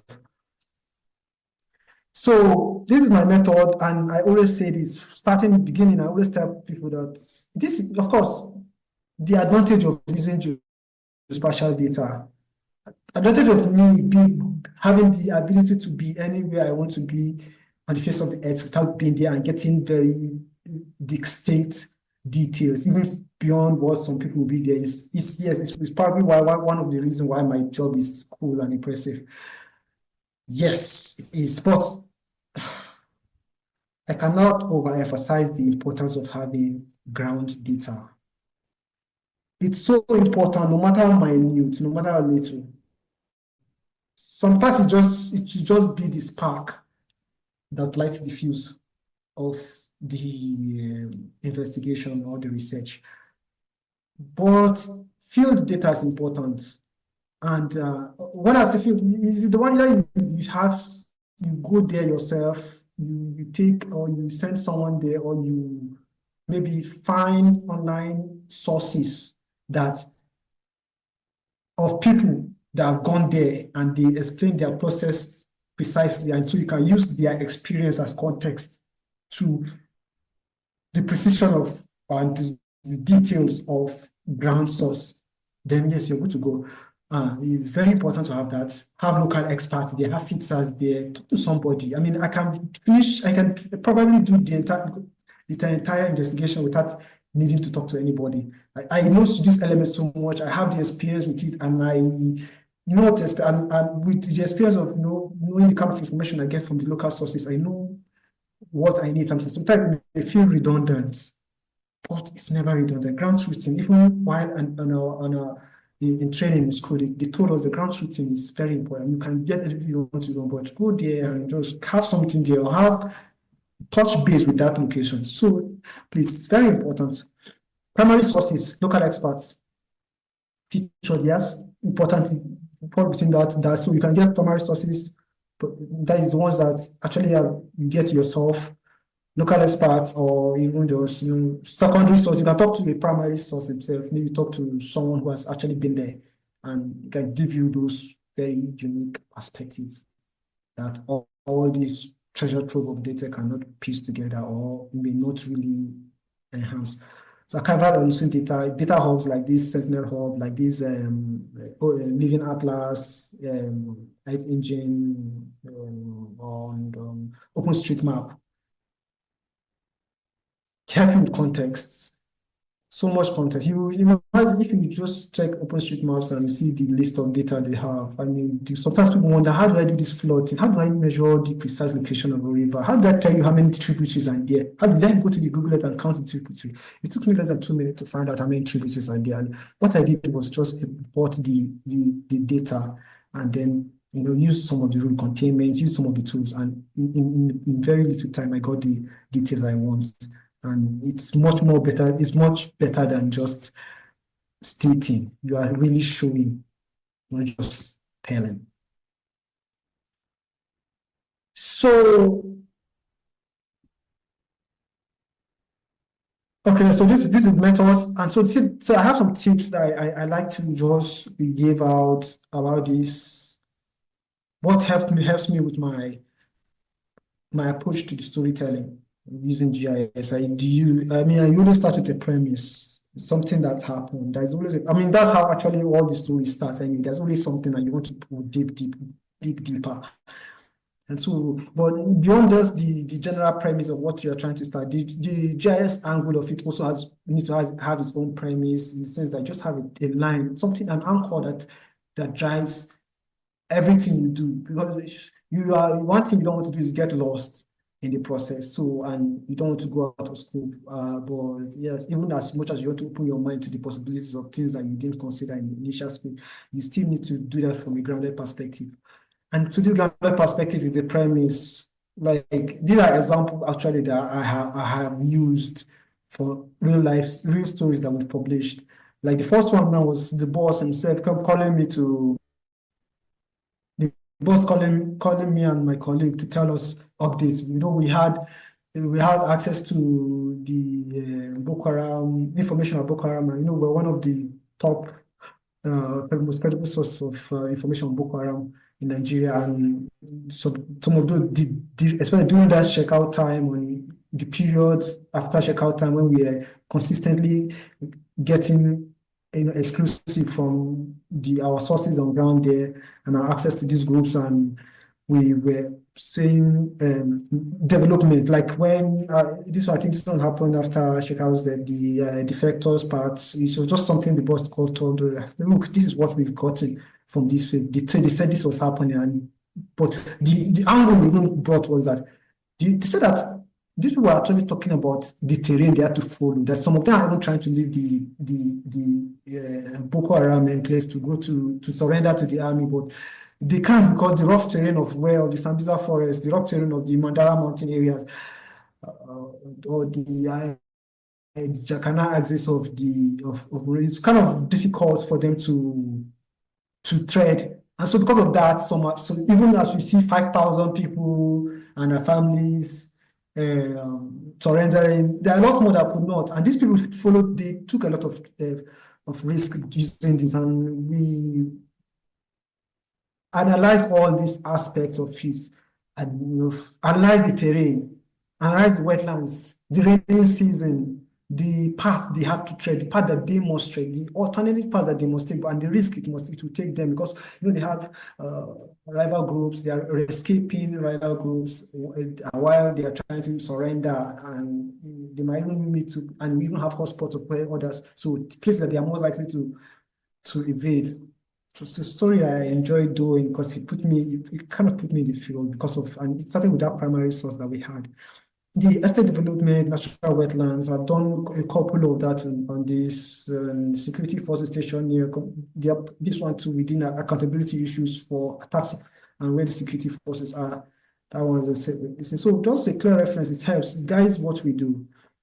And then this part of it is also very important, because people don't know how to really write and most people don't know how to really write what you find on your satellite. Yes, you find all this information, but how do you really write it? So that's another one of my report, and he said, editing it was, he just told me that, so should we classify this as a feature or an analysis? That was a joke element to it, but the reason why, because feature analysis are so very easy to differentiate, because when you are doing the feature stories, you are focusing on so much focus on the people and perspective. You have interviews, you have people talking, and and you are stories to the story. While analysis, well, from the analysis, you get a perspective, blend it into a point of view, especially a shared point of view or share consensus or something, and then you use that, lane issues, especially the ones, and can also bring this how it affects these sources, important, but they are not the central focus on it. So even the narrative approach to it is different. But with GIS now, and analysis now, you are more likely to, when you have a data stories, they are more likely to be analysis than they are to be feature. And it's data, it's not people, but it's data. Even if it's data about people, it's going to take a different form than when you go talk to people. And so one unique thing the GIS does in the storytelling is that you have the ability to treat data as a source, as a person, as a people. So when you ask it all questions, you feel like you are interviewing the location. The location tells you how many tributaries of river. It tells you if it's a highland or lowland. It tells you if it's so close to the enclave of tourism. It tells you if it's far from the military checkpoint or the forward operating base. It tells you anything at all. Maybe these people flooding, or maybe it tells you that maybe this place that there's a government project going on, and so far they have not been. There's no sign to show that these buildings, even though there are evidence to show that the fund have been dispersed to this project, can use that to verify, verify things, and it's all based on how these places they tell you this story. Practically in quotes, they tell you what it is, and you, after interviewing the place, you write the facts down, and then you then just you get your supporting document, which is something you do in every other form of research, and you just tell the story. I think one of my favorite quotes about writing is, I think it's Stephen King, when he says, "Write honestly." And for this aspect, and when I say write honestly, it's not just writing the truth. Writing honestly means just write as it comes to your, as you observe it, as you felt it. At least for the first draft, it's going to go through second draft, third draft to refine, but write honestly. Just write what comes to mind. Don't even just let the fact out, let the story out, let everything for you, because this is something you already do as a journalist.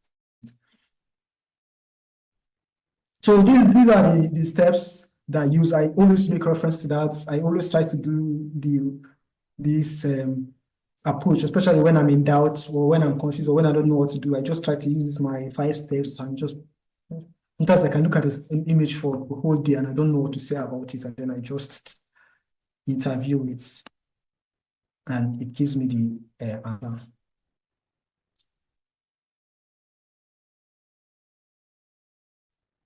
So this is to show you our thought process on how we did some of our stories. And there are technicalities, there are final outputs to the logic and the process. So maybe I should get into that now.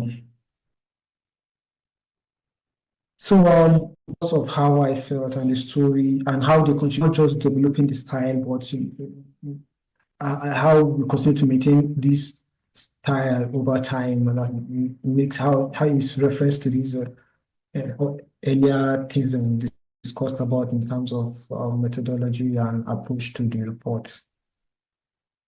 So I remember this story, one of the earliest, prior to this story, I mostly just contributed GIS analysis and reporting featured to other reporters.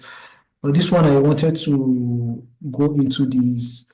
We had a source in Maiduguri, and we had they told us that was during the resettlement period of 2021, and telling us about how these are people complaining about how they have been in jeopardy because, well, it is good that the government is relocating them, but that is, they are just keeping they are worse off than even in the camps, because they are just there with the stipend given to them, and that was it. No means of survival, which is something that big deal. We have other reports. We had other reports that actually highlight that, a featured report that actually highlighted the stories and the stories of these people. And so, and this one was the idea that, oh wait, if we had this, why don't we just try to use GIS to really tell what these people feel? Yes, we've heard their voice, but can the reader really see it? Because if they can see what we are going through, they might really understand. And so we took the storytelling perspective of this. These are the visualization. You get to use your design sense to So we have this story here where we use so visualization. Sure, this was something you can use your design sense to highlight, but when you understand all these components, um, we have the background story of the research. We have the area. This is a Bama area actually, not even Maiduguri. This is Bama area and the relocation because it's one of the secured place in the place. So we go into behind. We talked about the historical perspective of the place, the recent history of the displacement and how people were moved to the IDP camps in the hospital because there was no space, and they kept how the ID camps, crowded the entire area, and got to see so much of these camps. This is something from this image you can literally count them if you wanted to. And the hospital where they started staying, they were staying before it expanded to camps. So we went to really this aspect here where we talked about the geography of Burma and why it matters that where they took them to was different, was uh, was compromising their way of life. So we talked about the lowland, which is something you remember we dealt with checking the elevation. You can do that on Google Earth, but I still recommend using the elevation model. But Google Earth can still give you accurate information, but you have to be precise with the way you move your mouse, which is why I figured that is more room for human error. And sea level, so we talk about compare the meters above sea level, where they were and where they came from and where they have been relocated to, and see how it compromised their land. So this is the tributaries of the river. I used OpenStreetMap data for this. I just used the idea of containment. I contained the water bodies within that local government and then find the tributary. And thank God, OpenStreetMap, we have details of the specificity of the area. So yes, okay. We talked about wetlands and we just try to talk about measure the wetlands that were found there. Then study the vegetation, the trees, the growth, the type, and then they told us so much about their nutrient-rich soil, and so we talked about, and this line for us to put this line here, we had to. This is more like a confirmation of what they told us, but that is the essence of OSync or GIS work, is that you get to authoritatively put sentences that are backed by both primary and the GIS data. And so we talked about the camps, to go through the camps, talk about the families and how they are living, the settlement units that were giving them in line with what reports have been saying and what they have been saying, try to visualize it. And we talked about the camp, went to these different camps, look at them, talked about the overview perspective of the place in relation to everywhere, like Maiduguri, for instance. That is something I think a geographer would just want to do. We just want to tell that longer perspective. I hear the boss came and told us about the dangers of a place where they so 50 kilometers away from them, their camp is it's a hotspot for Boko Haram at the time, and it's one of the major active hotspots, and yet put them in jeopardy. That's an extra perspective, and with measurement, you get to add that.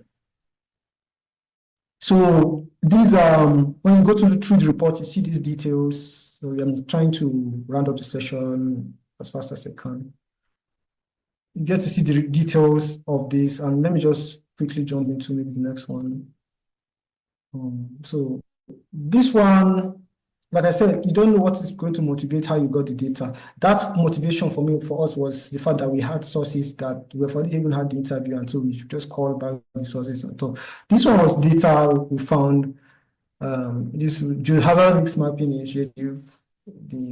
So we got gave us the data. I think you know about that.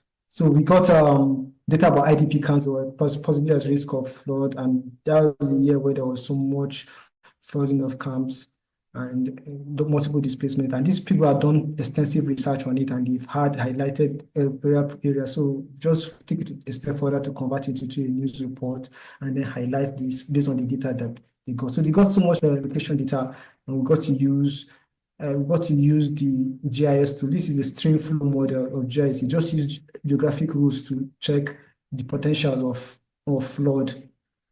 it was so easy to make it, just know the rules and just apply it.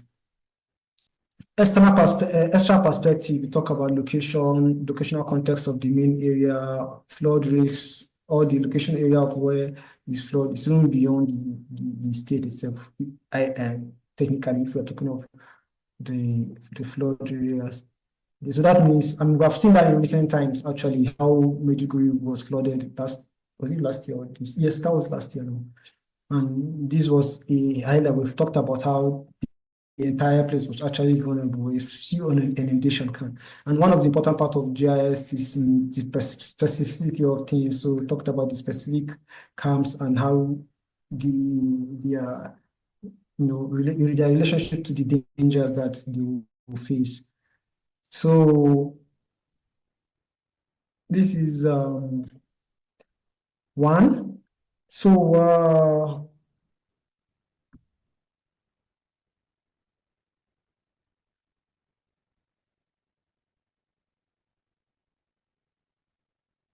this one also I remember waking up one morning and calling my colleague Gumi in Zamfara. We had more than 30 million herders, so not herders, yes, herders, and people of Fulani ethnicity, and also their relationship with the so-called terror bandits in the area, and the profiling and the everything they faced and everything. We talked about a community. He even told me how he even went to that. You had to. He told me how you have to. There is no proper road. You step off your motorcycle. If you have a bike, sometimes you have to even park it to just climb the rough terrain to go, and then you see people living in the wilderness. So at some point, some of them had to move because of profiling and ethnicity. And so just if we can write this story from a GIS perspective, talk about the nature, the tribe, the culture of the Fulani nomads, and then you try to differentiate and maybe get people to understand these people before, as an effort to like bring clarity to the general profiling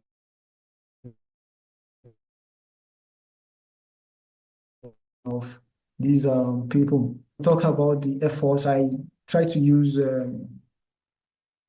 follow the Nigerian Air Force websites, try to get their airstrike operations, and watch some videos, try to match the incidents of the airstrike happen, and try to see if we can find parallel with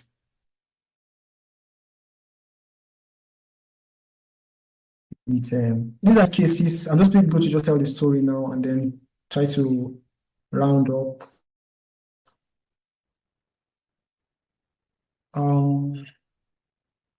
I want to tell this, but I'm thinking just to end it, because this is important for the GIS aspect. Use this one. So this is very recent. So when we had both people, someone in the field talking about this new terror groups, the Lakurawa, and so the boss just wanted us to map out the geography of their influence. We wanted to, you just needed Sokoto, but you just wanted to know what is their deal, what is going on. And so we try to put that in a location context. And then remember using ArcLight data to map existing conflict in the place, and then use our ground sources to map where they have been attacking recently and where their enclaves are. Then try to see if you can find a nexus between all those, and then try to just give someone a visual perspective of this. And this is basic mapping and basic GIS analysis. I needed to show this because it shows the logic behind GIS and general mapping. So maybe I should just stop here, and then maybe we can use the rest of the time for other aspects of this training. Thank you very, very. I'm trying to say my very as much as possible, but thank you very, very much, sir. You need to see how glued I was to the screen, trying to expand my knowledge. As someone who has tried okay, as a data person and as someone who has tried to play in 1, 2, 3 times on geographic data, I must tell you that this really expanded my scope. Left for me, I would just picked. I mean, I'd done all my own works around Google Earth, so I probably always just thought that's like the end game of everything. Till someone introduced me to Box, and I think that's where I stopped. I mean, knowing all this just helps. And I must say that the same feeling I have, I mean, it's almost the same thing for all our participants who had joined this training. So thank you very much for this section. I think I will start off with questions in the chat box. If you don't mind, sir, then we can probably proceed to giving people opportunity to ask one or two, right? If that's comfortable, let me know, sir.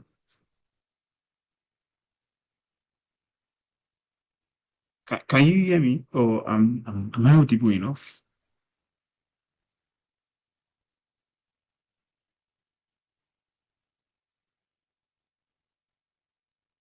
Okay, so I can see someone hands raised, but I want to be sure that our speaker can hear me clearly. So I'm just going to read out some of the questions here. Then we'll proceed next to. So if you want to ask a question, just raise your hands and I'll unmute you later. But let's just deal with the questions in the chat box first. Then is Mr. Mansur still online? Okay, so just give us a Yes, second. I'm back. I'm back. I just Okay, got this. no problem, no problem. Thank you very much, sir. So, so I'm just going to proceed to reading some of the questions here, then we'll just pick it up from there. So someone is asking how he or she can apply GIS in analyzing urban crime patterns, especially in words. I think the person is quoting about 11 words when you're using variables like burglary, armed robbery, car snatching, kidnapping, murder, and the likes. So how can he use some of these tools to just identify the crime pattern?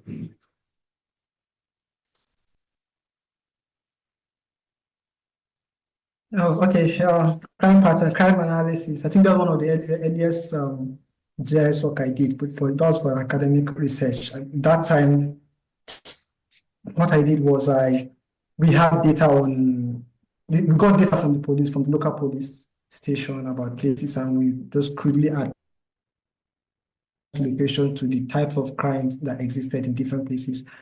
And so what I can say about this is that basically you have to understand you have to at least understand basic context of and principles of how things happen in the place. Just understanding, I mean, if you hear a crime is happening near you, how you feel about it. So you take that from that perspective and people. So if you want to put that in context of how to write it down, have to put that, you have to use actual case studies of people.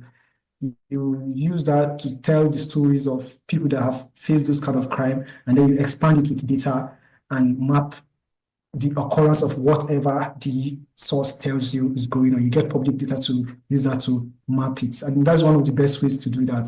I mean, you can do that without the source and just use the regular, popular knowledge of a maybe if someone is infamous for a certain kind of crime and it's always online, sure you can do that, but it's best if and they tell you that if I go through this road, for instance, now at maybe by 6 o'clock, I'm going to be mobbed. And you check the road, you check, maybe you have data on maybe the length of the road, the nearest settlement or buildings, to if the road is isolated, the road is a dirt road or a tarred road, and what around it, maybe what time, what kind of activity, what's the nations. Use that to enhance the anchor statement that the sources tell you. Thank you. Okay. Thank you very much, sir. I think the next question is there a difference between Google image and satellite image? Okay, now Google Images, the satellites, well, Google satellite image, Google Earth image. Google Earth image is mostly satellite images. I mean, you can find base maps for maps, but like we said earlier, satellite image is just satellite image stitched together. They have large amount of satellite images, reference to location, and then stitched together on a platform that makes it easier for one to navigate. So there is no difference. In fact, Google Earth image it's Google Earth is Can you see hear me, sir? yeah. So is it my network? I feel like Yeah, it's not. yes, it's you. Okay, we Oh just lost it for wow. like just retrace the last words and we can Okay. get over with. So Google Earth is just a platform for you to work with satellite images. So in your report, you can always mention that yes, you work with satellites, but when you're attributing your source is the Google Earth image, Google Earth Pro or whatever version of Google Earth you are using. But it's the same thing. And when you are writing your report, you don't need to make too much of that distinction. Okay. So the next question, I think you've probably answered that already. Can we use open source platform or softwares for practical? I think you've answered that where you said some of it are actually, I think some level of hack GIS is open source. I mean, Google Earth is obviously open source, so, but there are some that to access some particular features on it, you probably have to do the paid version, right? If I'm probably saying the right thing. Yeah, you are correct. I mean, you can QGIS is also open. It QT, rivals it rivals ArcGIS. It's mhm. developing. Though it's not as it are not as convenient, but I used it a lot. For earlier, most of these stories I used QGIS for it. So yes, you can. It's easy to use when you get the platform. Okay, so I think the second to last question here is so Google, how do we collect data on Google image or satellite image? Is there a way to collect data on it? And I think I'm asking this, I think this question will probably speak to I'm going to use an example of the IDP camps that you displayed as one of the reports that you did. So in case you're supposed to collect um the numbers of camps around and you're doing it from a satellite point of view, do you do the manual counting or there's like a command that you can probably just or a prompt that you can probably just input on every of those platforms that just helps you count the numbers of hospitals or the numbers of circles or images identified at that particular spot, especially with reference to the tributaries that you mentioned the other time. Yes, I think one of the advantages of Google of GIS software is that it removes those needs for you to do a lot of the manual process, like the counting. There are automated systems to help you with that. The image classification, for instance, it helps you and it gives you a table with the data, and all you need to do is export it. You use now again we are adding deep learning models, we're adding machine learning models that automatically counts based on instructions but I think most of those are available on the paid version of ArcGIS. And yes, so they help with a lot of this, so you don't have to do it manually, and it reduces your errors. There are models that help you count buildings in a place or count cars in a place or Mm. count any kind of features, and they will count it accurately, precisely, and then they'll give you this data in a table. All you need to do is either input it in your report, or you use it for further analysis, maybe for further statistical analysis. Yeah, so the software is that's what basically what they do. They eliminate your need to manually do a lot of these things. Okay. And I think the final question here would be, so this is quite a long one. So based on your experience, how do you choose the best? It's funny.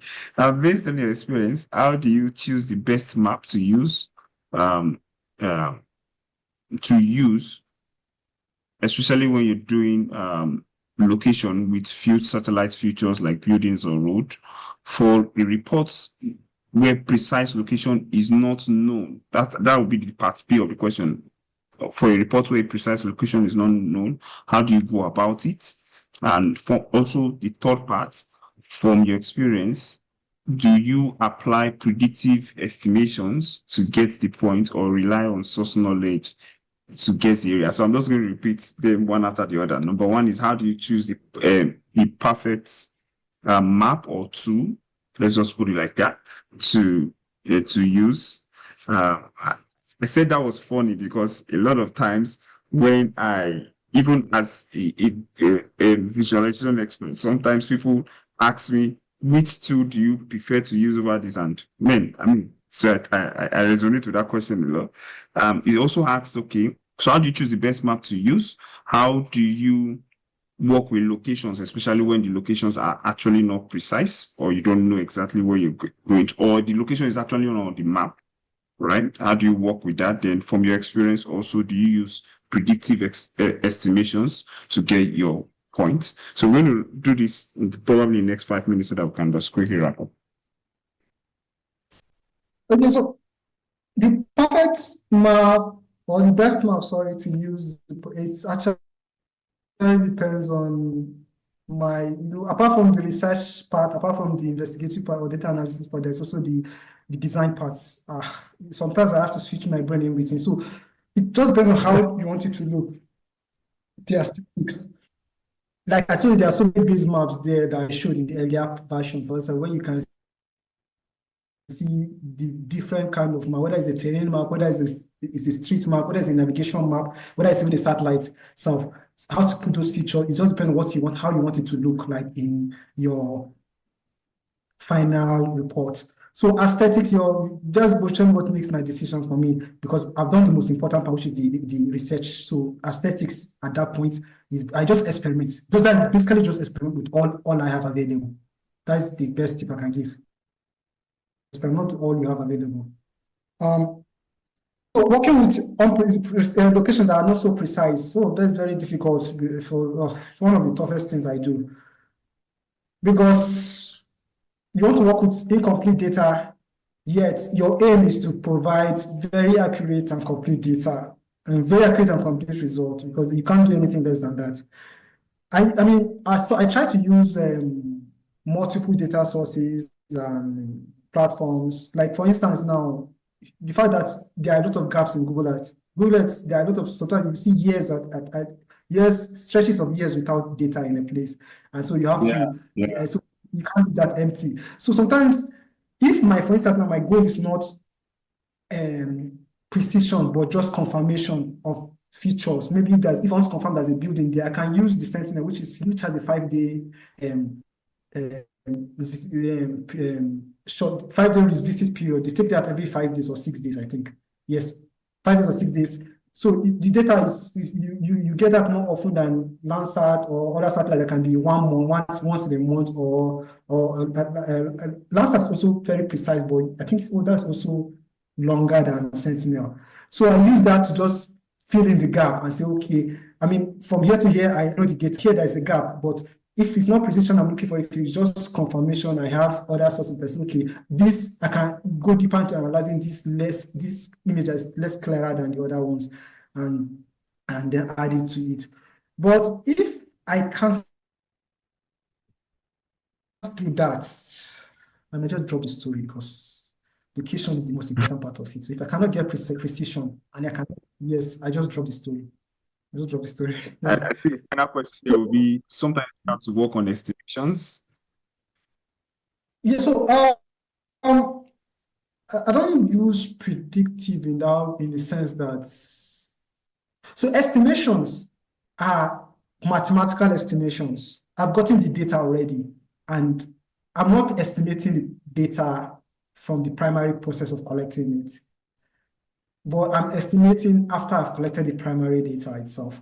So, and the kind of estimations you do, it's mostly just the ones that are statistically credible, because that's what science gives you a 0.5, 0.1 to 0.5 level of accuracy. So if you're doing that, if you're using statistics in that aspect now, you use those. So you take it to your Excel sheet and use the standardized statistical approach. Well, estimation, that is the essence of GIS, is to reduce the level of estimation. But you can estimate based on precise measurements and maybe a little gap in it. But that has to be very, very grounded. For instance, distance, walking distance of a place. Now, someone can tell you the walking distance from one place to another it took you 1 hour. And when you measure it's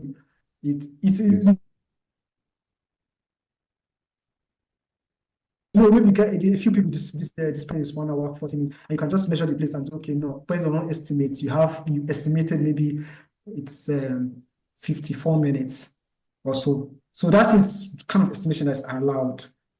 Okay. So I'm just going to give very grounded on verifiable.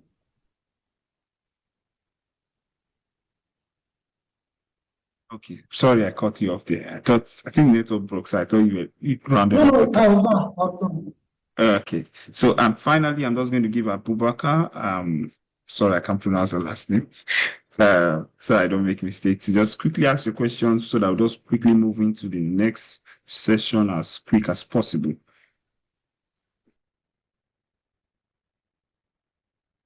Yeah, Abubakar, you can unmute yourself or yeah, so that I can.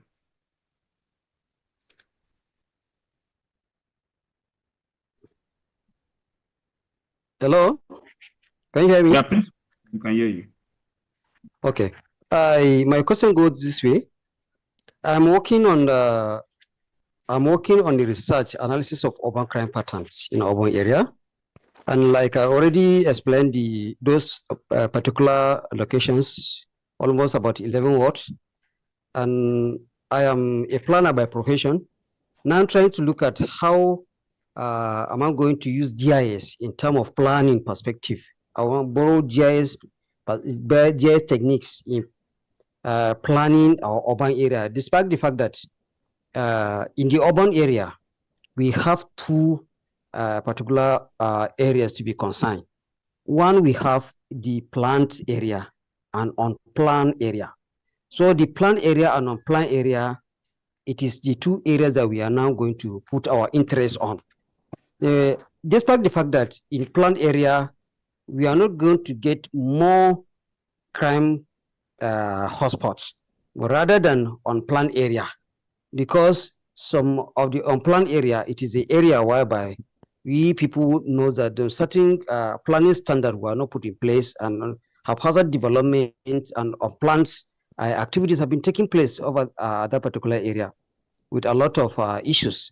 So now trying to look at, despite the fact that this is the actual area that I'm working on, then how am I going to analyze or analyze those particular areas, despite the fact that I already got data from the police office. I collect data from the police office almost about 10 years. I collect data from 2012 to 2024. That is the report I collected from almost about 7 police outposts relating to the 7 what's in that particular study area, and on crime variables like the first variable that are already listed. So how can I relate those data I collected with the variables in relation to geographical information system? Yes, sir, this is my question. How will I relate the relationship? Yes, sir.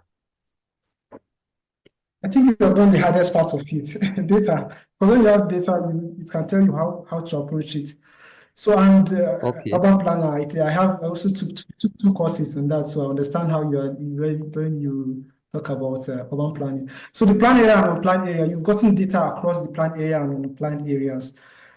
I mean, one of the laws of geography is now areal differentiation. So why are things different from this place and this place? I mean, you already have a crude knowledge of it. You've said that, yes, ideally, logically, planned area is supposed to be have less crime than the unplanned area. I mean, sure, but you can say that, but I mean, it makes much sense if you can use the data to really say that. Like you can really say, of course, or ironically, when you analyze the data based on where they happen, you got it across all these wards and these outposts, police stations. The data you got from the outstation or the outpost in the planned area, you put all of them together. Data is got from the unplanned areas, outposts, and everywhere. You put them together, and then you do your comparison.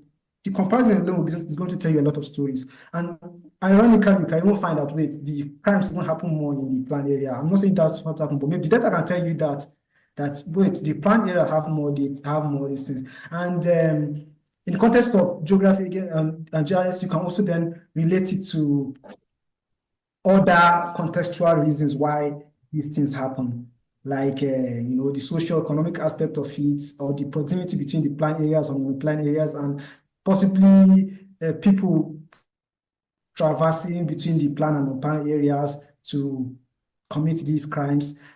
You will need maybe additional context for that, but I think once you already do have these two data, you separate them and then you can compare. And when you compare, you can also map them individually and collectively and use different colors to represent the planned and unplanned areas. And then you can also do minute or smaller maps or different maps concentrating on each of these individual variables. If it's a robbery or break-in, you put that, you compare the ones that happen in unplanned areas and compare the ones that happen in planned areas. If it's anything at all, you compare the ones that happen in planned areas and compare the ones that happen in planned areas. That is, apart from measuring every single variable, you measure them individually and compare each individually, and the story just will come out from there. Okay. You say which analytical tools am I supposed to use in the? So for instance, now the ArcGIS, the QGIS itself can help. You can start with Google Earth itself. Try to put these places in an Excel sheet, and then try to have coordinates, the longitude and latitude of each of these areas, and you put the name of the location, the type of the crime, the longitude, and the latitude, and whether it's a planned area or non-planned area on that is on your columns head, and then you itemize all of them, and you can just upload it to. There's the import button on Google Earth. You just import it, and you select the X as the X and Y, longitude and latitude.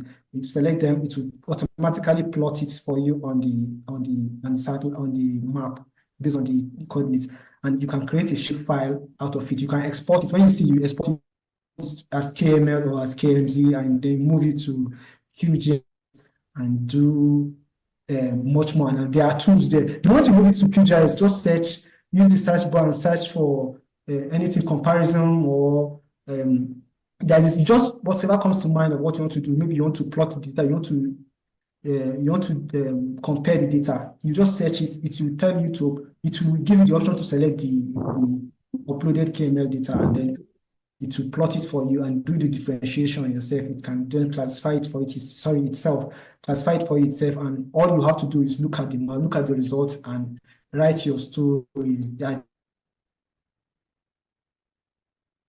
Okay, sir. I am not familiar with GIS, not even with AutoCAD QGIS too. I'm only familiar with AutoCAD and also with Google Earth. It's only now that you told me that you were asked to establish establish a data on Excel. Then later on, I export it to Google Image. It's not going to give me the spatial locations of that particular activities. Then later I will save it on different files. I may be able to seek for your permissions. Maybe if you may be able to at least guide me in one way or the other, so that we can have another class with you in a different platform. Thank you very much, sir. God bless you. Hello? Hello, I'm still here, yes. Thank you very, very much. And like we've said, the trainings and every of those things is going to be available Thank you, Mr. Mansur. I think I got it right this time. Yeah, very well. Thank you. I know I'm going to still reach out to you for a lot of things. Thank you for having to train with us.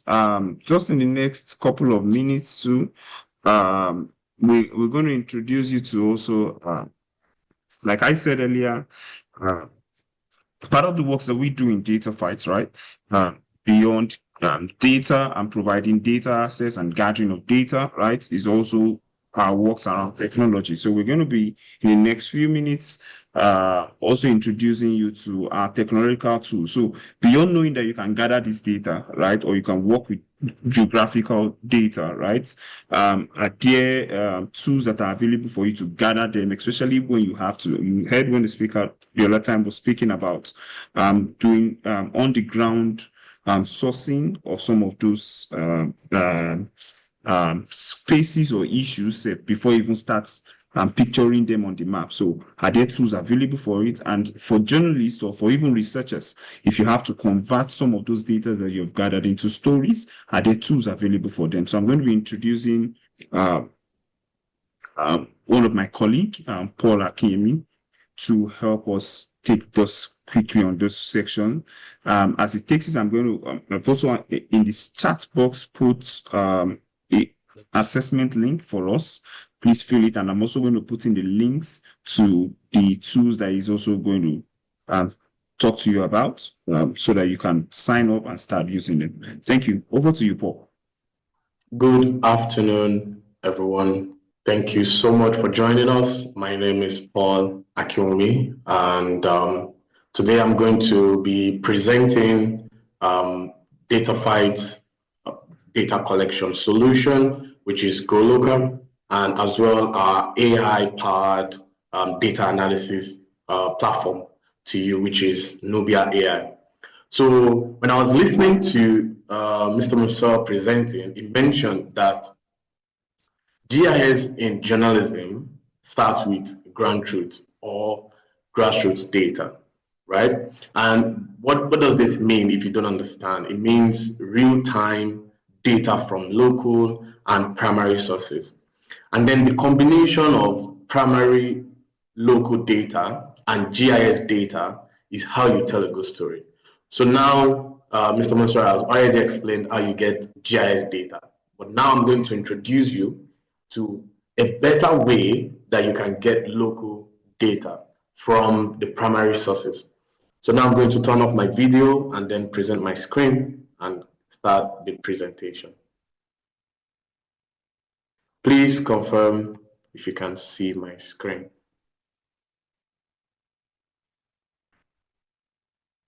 So on my screen, you should see Google right now. Okay, so this is Google. So we want to start by searching for GoLocal.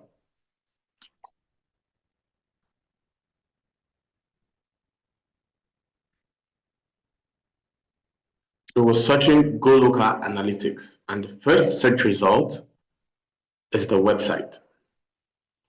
And from here, you can see the website. So let me reduce my screen size a bit for you to see.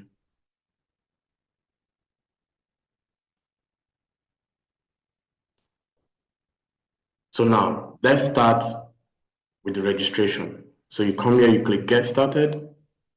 And since you're a new user and you don't have an account, you click sign up. And then from here,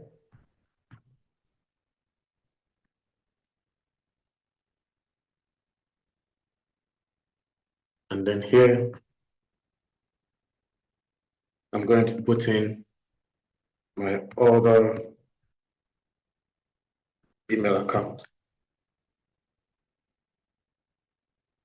The country is Nigeria, and then a password.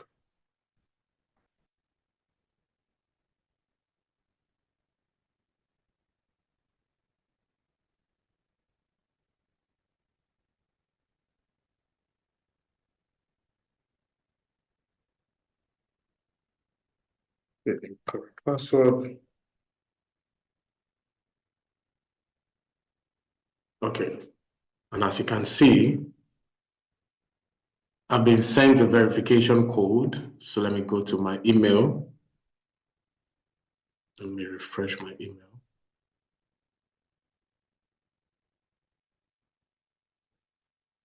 Okay, this is probably due to my network. Let me check.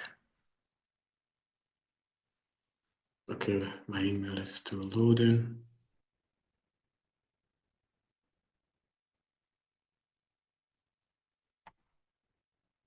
Okay, still loading here.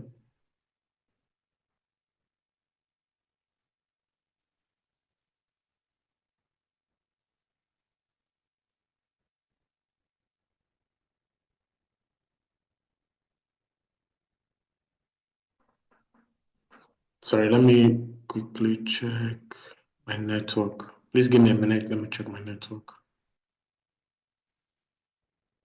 Okay, I'm back. Yeah, my network is back now. So you should see my screen now. Okay.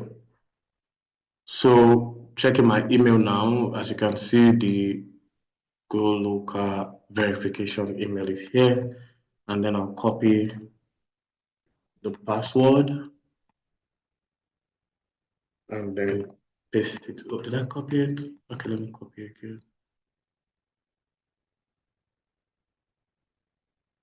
Then paste it here.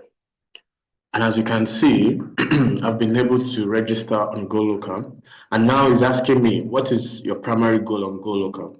Select the type of account you want to create from registration. And then here you can see that you can generate data for your organization, and then you can earn by participating in a survey. So on GoLocal, you can create an account as an organization, as a researcher, as a journalist, if you want to collect data on. So once you create an account as an organization, you'll be able to create a survey, and then the people that are on ground that are in that particular location would collect data for you. So now let's generate data as an organization. So what is your organization name? So I'll put the same details earlier, and then the phone number. You input your phone number here. And then for description, you can type any description.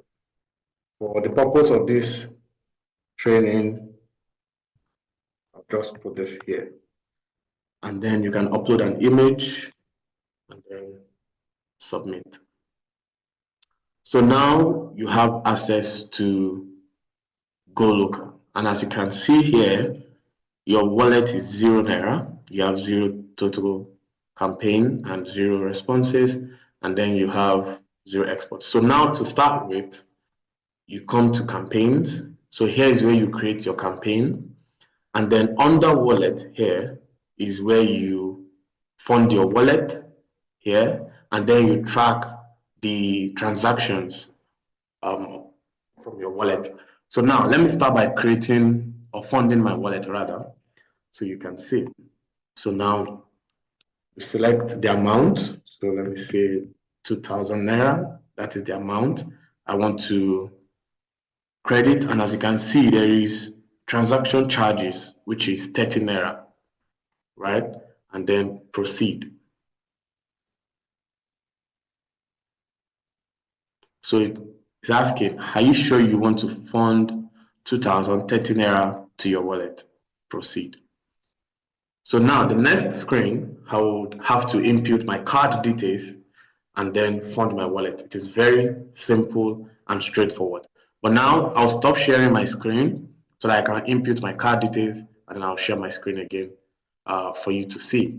So just give me a minute to quickly fill in my details. In the chat section, you can find a link, direct link to GoLocal. Dropping that already. Okay, I'm done funding my wallet, and then I'm going to share my screen so you can see. Okay, so you should see my screen now, and it's saying payment successful. you have successfully deposited 2,030 naira to your wallet. And as you can see, the reference number, the date, and the amount deposited. So once you are done, click OK. And you can see your wallet, you can see 2,000 naira here. And you can see you have a minimum withdrawal of 500 naira. And then you can download your receipt here. From here, you can download your receipt, and download file, you'll be able to download your receipt from there. Then now we funded our wallet, let's come to campaign. So instead of you going to the field, right? For example, you are going to Lagos, you are going to Kwara, wherever part of Nigeria, you can create a campaign, and then people in that location will collect data for you. So now let's create a campaign goal. So now let's say we want to create, or our research or our story or whatever data I want to collect is around cocoa farming. So we're going to name this cocoa farming insight in Nigeria. Let me copy this. So this is the group name. And then under description, we're going to say, put a description there. So this description is what will tell the data collectors what your campaign is all about.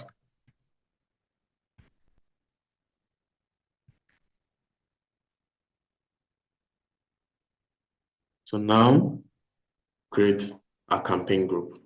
And as you can see, we've created a campaign group. So under this campaign group, we have 0 campaign here. So for example, if you want to collect data from 6 states, the same type of data across 6 states, you can create a campaign group and then create each one campaign for each state, right? So under one campaign group, you can have 6 campaigns for all the states. So now let's create a new campaign. So you come to create a campaign, you select your campaign group. So this is the campaign group, then campaign title. So you paste this here, but for example, this is for Lagos, for example, right? This is for Lagos State.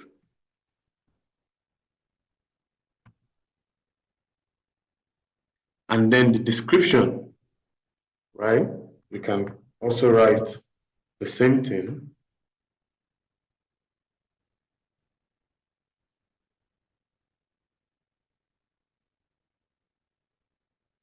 Right? And then your location,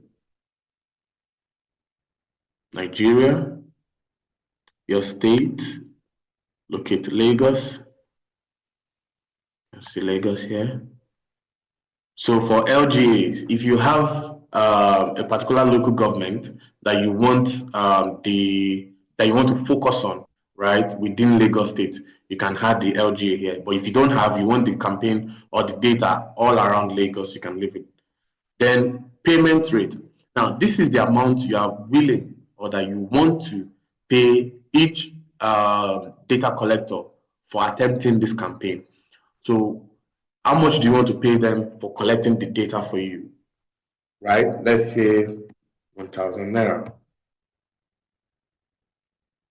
And then the number of respondents,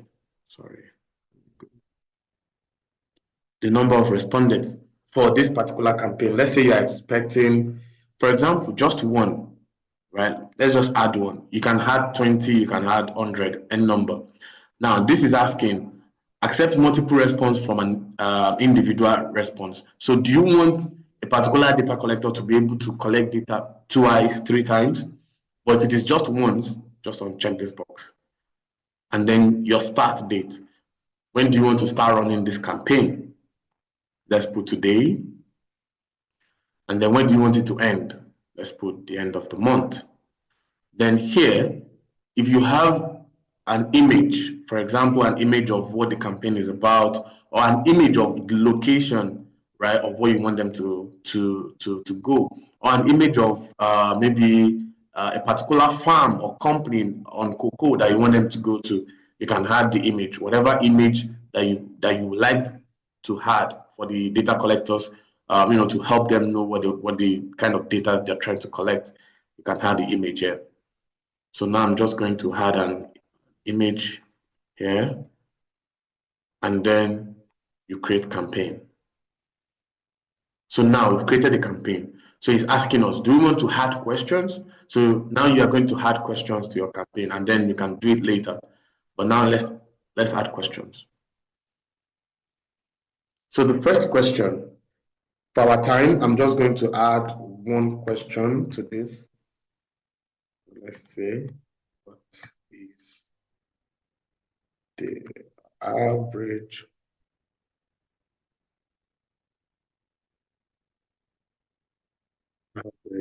size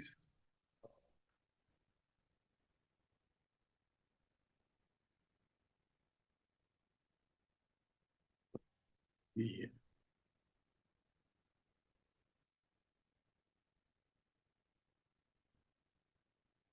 Right, so this is our question. What is the average size of your Google form?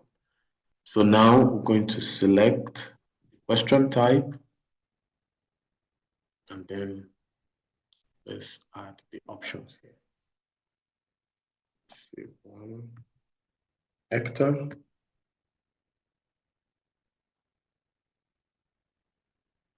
see, between 1 to 5 hectares. And then the last option here would be more.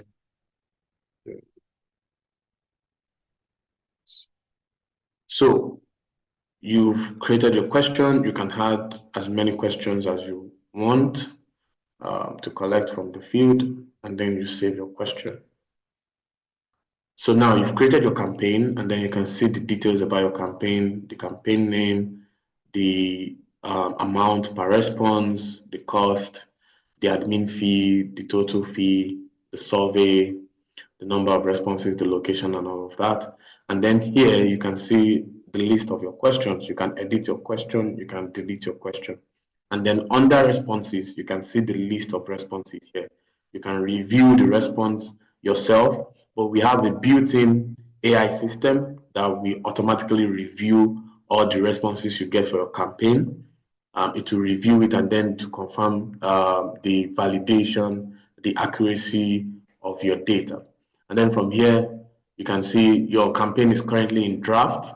You can edit the campaign, and once you are done, you then submit for approval, right? As you can see, your campaign is currently in draft. But once you are done reviewing the campaign, you've added as many questions as you want to collect from the field, then you submit for approval. And then as you can see, are you sure you want to submit this campaign? Continue. So we've submitted our campaign, and you can see the status has changed to pending, right? So now we're done here. Let's go back so we can see our campaign here, and then the status is currently under pending. So once our AI system has approved the campaign, it has reviewed it and approved the campaign, which usually just takes minutes, or depending on the number of questions, takes, let's say, 10, 20 minutes or less than that. And then once it's done, your campaign will be approved. And once your campaign is approved, the data collectors that are already registered on GoLocal will then start collecting the data for you. And again, for the data collectors, this particular campaign would only show for data collectors that are in the location that you set for this campaign. So remember, we set Lagos for the location. So that means the data collectors that are within Lagos State are the ones that will see this campaign. So the geospatial algorithm that we have on GoLocal will ensure that nobody out of Lagos would attempt this survey. So if someone is in Kwara State or Osun State, they won't see this campaign. They will only see campaigns that are within their location, within their state, within their LGA, and within that particular location. So you can be rest assured that the data you collect will be data from that particular location that you want to collect data from. So now all you just have to do is review the responses you get from each campaign, and then download or export the data that has been collected. And then on GoLocal as well, you can chat with the data collector if they make errors, if you want them to go back and take more pictures, if you want them to record a video for you, you can chat with them. And then once you chat with them, they're able to add those additional data to the data that you want. And then from there, once you're done, you export your data, and then you'll be able to perform analysis on your data. So now I've shown you GoLocal, which is our data collection solution. Now I'm going to show you our AI data analysis platform that would help you analyze the data that you've collected on GoLocal. Now let's go back to Google, and then here we're going to search for Nubia AI. So as you can see, this is Nubia AI, www.nubia.ai. So Nubia AI, again, is our AI tool that we've developed in-house here at DataFight to help journalists analyze data, to help researchers analyze data, and then write reports. So now we'll dive in. Let me just kind of show you what the website looks like. But if you're on your device, you can visit it, and then you can also register as I'm doing the demo right now. So now click Get Started with Nubia. Go to sign up since you don't have an account and you're coming for the first time. So on sign up, you input your details, your first name, your last name, your email and password. But for quick registration, you can just click this option that says sign up with Google. So I'm going to choose this option, sign up with Google. And then it takes just a few minutes to sign in.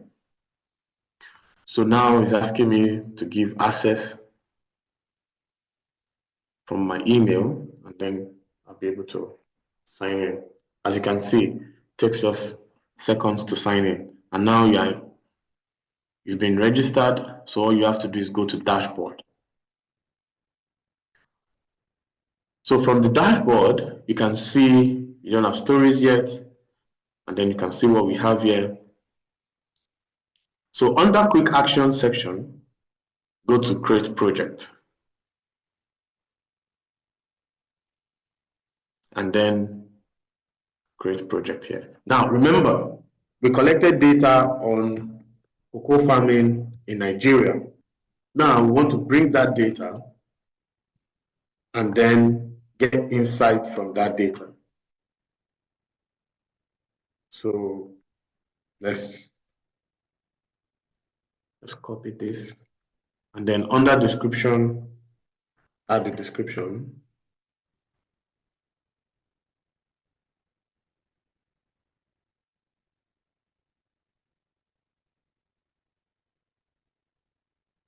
So once you're done, you click add project. So now we've created a project, and from here you can see that you can generate stories for this project. You can generate insight, and then here you upload your data set. The data set that we've collected from GoLocal, that the survey responses that our data collectors have given us from Lagos, we can then bring it here and then analyze. Then there's the template part. So this template is a feature that we are adding to GoLocal and to Nubia soon. This is where you can give Nubia a template of how you want it to write a story for you. So you give it a template, and once you upload the template, Nubia will be able to write just as if you are the one that has done the analysis and the report. So now let's upload the data set that we collected from the field. So let's just name this the same name and then upload file. So I'll upload this sample file here. So once you're done uploading, you confirm you uploaded the right data set, then you upload your resource.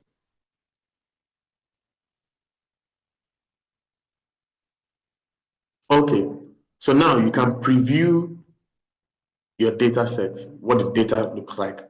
So for this data set that I uploaded, this data set is about e-channels, e-payment channels rather, and then you can see the e-payment channels here, and then you can see the data here.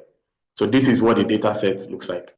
So from here, you can generate summary from this data set. So now we click generate summary. The summary is generating. Here you can convert audio to text. Here you can generate basic insights from your data set. So now you can see the summary. Nubia has given you a short summary of your data set. And then here you can generate a basic insight. So let's generate basic insight from the file. So that is working. And then from here, you can expand this and you can see more details about your file. So now we're going to check and generate the summary. The summary is here. You can see the summary that we did earlier here. And then you can see the insight, the basic insight that we've generated. So here we have total entries 10, total columns 3, and then e-payment channels. You can see all the details here. So now let's go back to our project and let's start the analysis. So this is the project we created. Remember, we don't have a story yet and we've not generated insight. Now let's go to resources. So here we had this data set that we uploaded to this particular project. So now I've added the data set, and as you can see, your file has been added to the project successfully. So now we have the data set here. So let's start from generating stories. So now you want Nubia to generate story from this particular data set. Sorry, let me reduce my screen. Okay. So you can choose from these options, right? So Nubia can generate stories based on knowledge level. So he's asking, what knowledge level do you wish to use in generating your story? So you can generate story with no knowledge, you can generate story with project knowledge, and you can generate using Nubia Brains. But let's start with generate with no knowledge.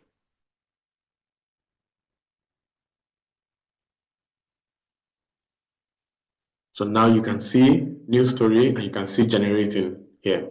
So Nubia is generating the story. So just give it a couple of minutes, the story will start generating. As you can see, Nubia is writing the story.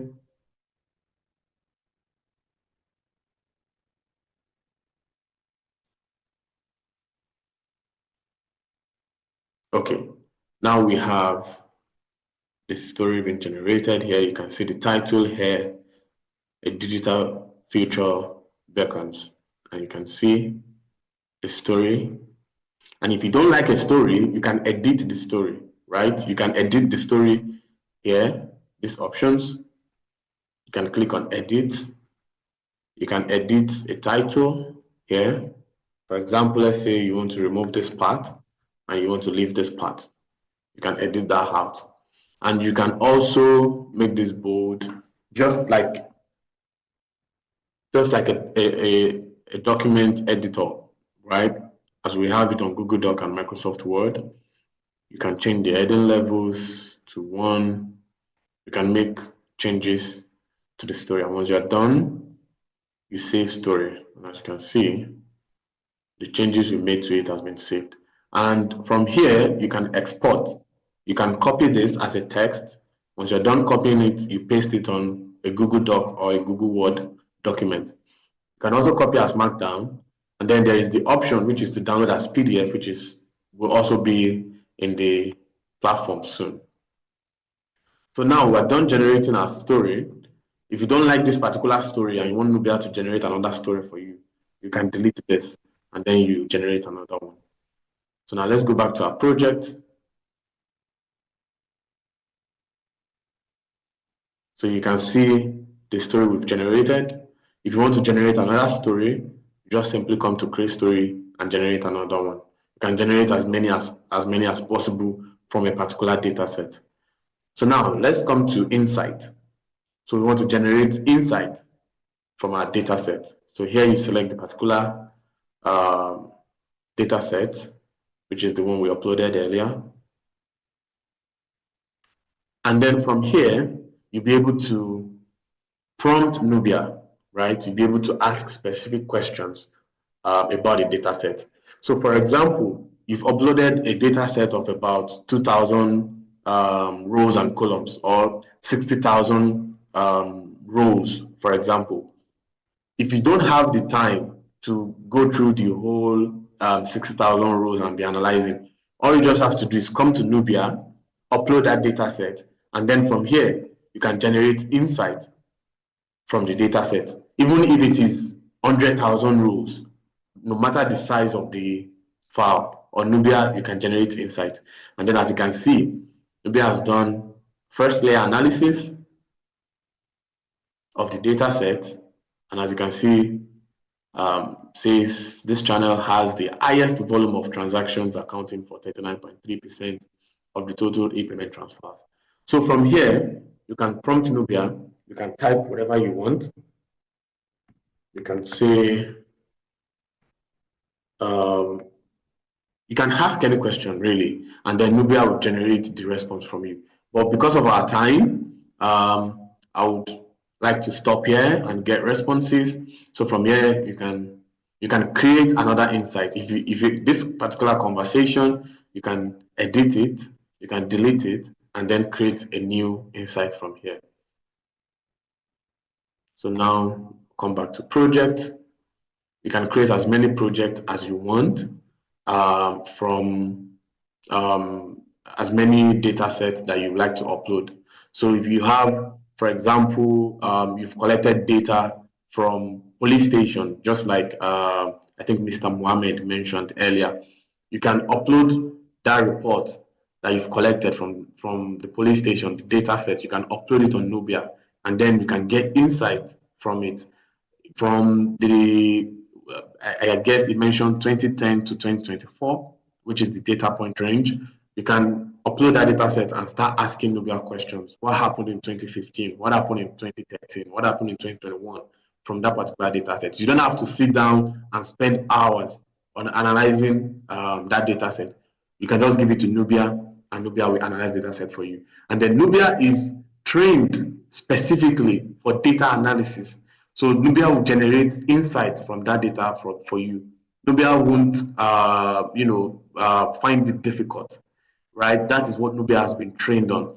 And Nubia will even go another layer beyond that. I guess due to our time, I won't be able to show us that. But Nubia can also generate visualization for you. So if you want charts, whether it's bar charts, line charts, bar charts, whatever type of chart you want, you can ask Nubia, and then under insight, and then Nubia will generate that particular visualization for you. So from here, you can write 10 different stories from a data set. You can analyze data sets as big as 100,000 rows, 200,000 rows on Nubia. Please, if you have questions, feel free to drop your question in the chat box, and happy to answer questions. Thank you. Over to you, Kendi. Right. Thank you very, very much. I saw Mr. Mansell saying already that he has registered his Go Local account, and it's really nice having that kind of access for data collectors. I mean, one of the things that we do at DataFight is to see how we can equip a lot of persons with a lot of these technological tools such that it makes their work much more easier. I mean, access to open source tools like this, we believe helps strengthens the productivity of every of our works, whether you are a researcher, whether you are a writer, whether you are just a field guy, whatsoever, or a civic society person, or whatsoever functions of the professional world or business world that you operate in. We believe that our tools are functional in such a way that it can help you out. Mr. Abubakar, you can go ahead to ask your question. Oh, can you hear me? We can go ahead. Hello? Can you hear me, sir? Okay, I really appreciate this presentation, both the one that Muchar presented, and also this the current speaker too.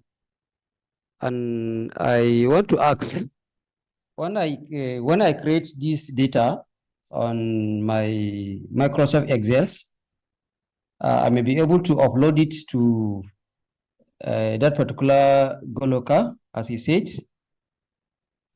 But I think we need more details discussion on this GoLoca, because this particular exercise is a very good, it's a nice one, it's educative, interactive, and informative, in the sense that the we students and the academicians and so many other people in the field of specializations need kind of analysis in order for us to progress, in order for us to enhance, in order for us to make sure that data analysis has been done properly, in order for us to have our own focus that will be able to be beneficial to all.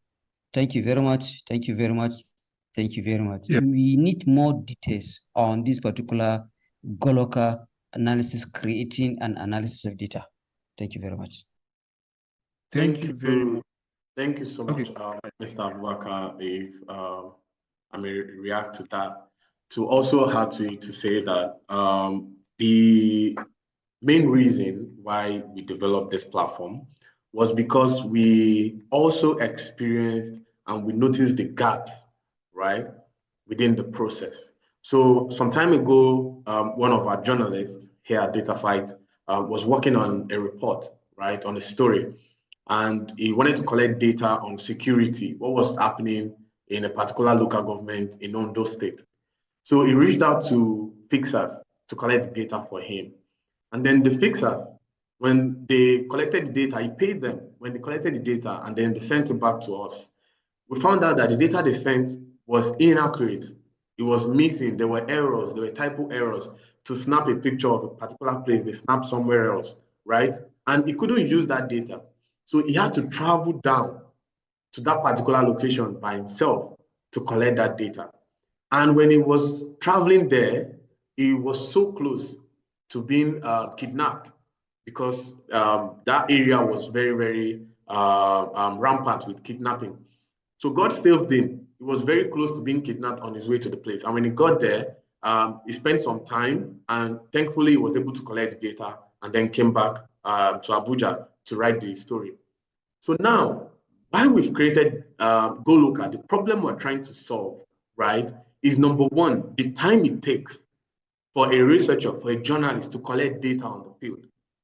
Number two, the resources, the money you're going to pay fixers to collect that data for you. And then number three, the security that you have to travel all by yourself to that particular location. Imagine when Mr. Mansour was presenting and he talked about the story he worked on around Boko Haram, Hera that year. Imagine he had traveled there all by himself. You know, you never can tell what could have happened. But with GoLoca, you can actually reach people that are there, the locals, the natives of that particular area, of that particular local government. They will be able to find their way around it. They'll be able to collect data for you. And then from there, on GoLoca, you can review the data they've collected, and with our AI algorithm, it will be able to analyze the pictures they've submitted, the videos they've submitted. If the video is correct, it will approve it. If the pictures are correct, it will approve it. The text, it will ensure that before it approves the data that they collect for your campaign, that the data is accurate. And after validating it, it will then approve that data for you. And after approving the response that they've given to that campaign, it will then deduct the amount that you have in your wallet and that you've specified for that campaign. For example, for this particular campaign, we already said 1,000 naira per response.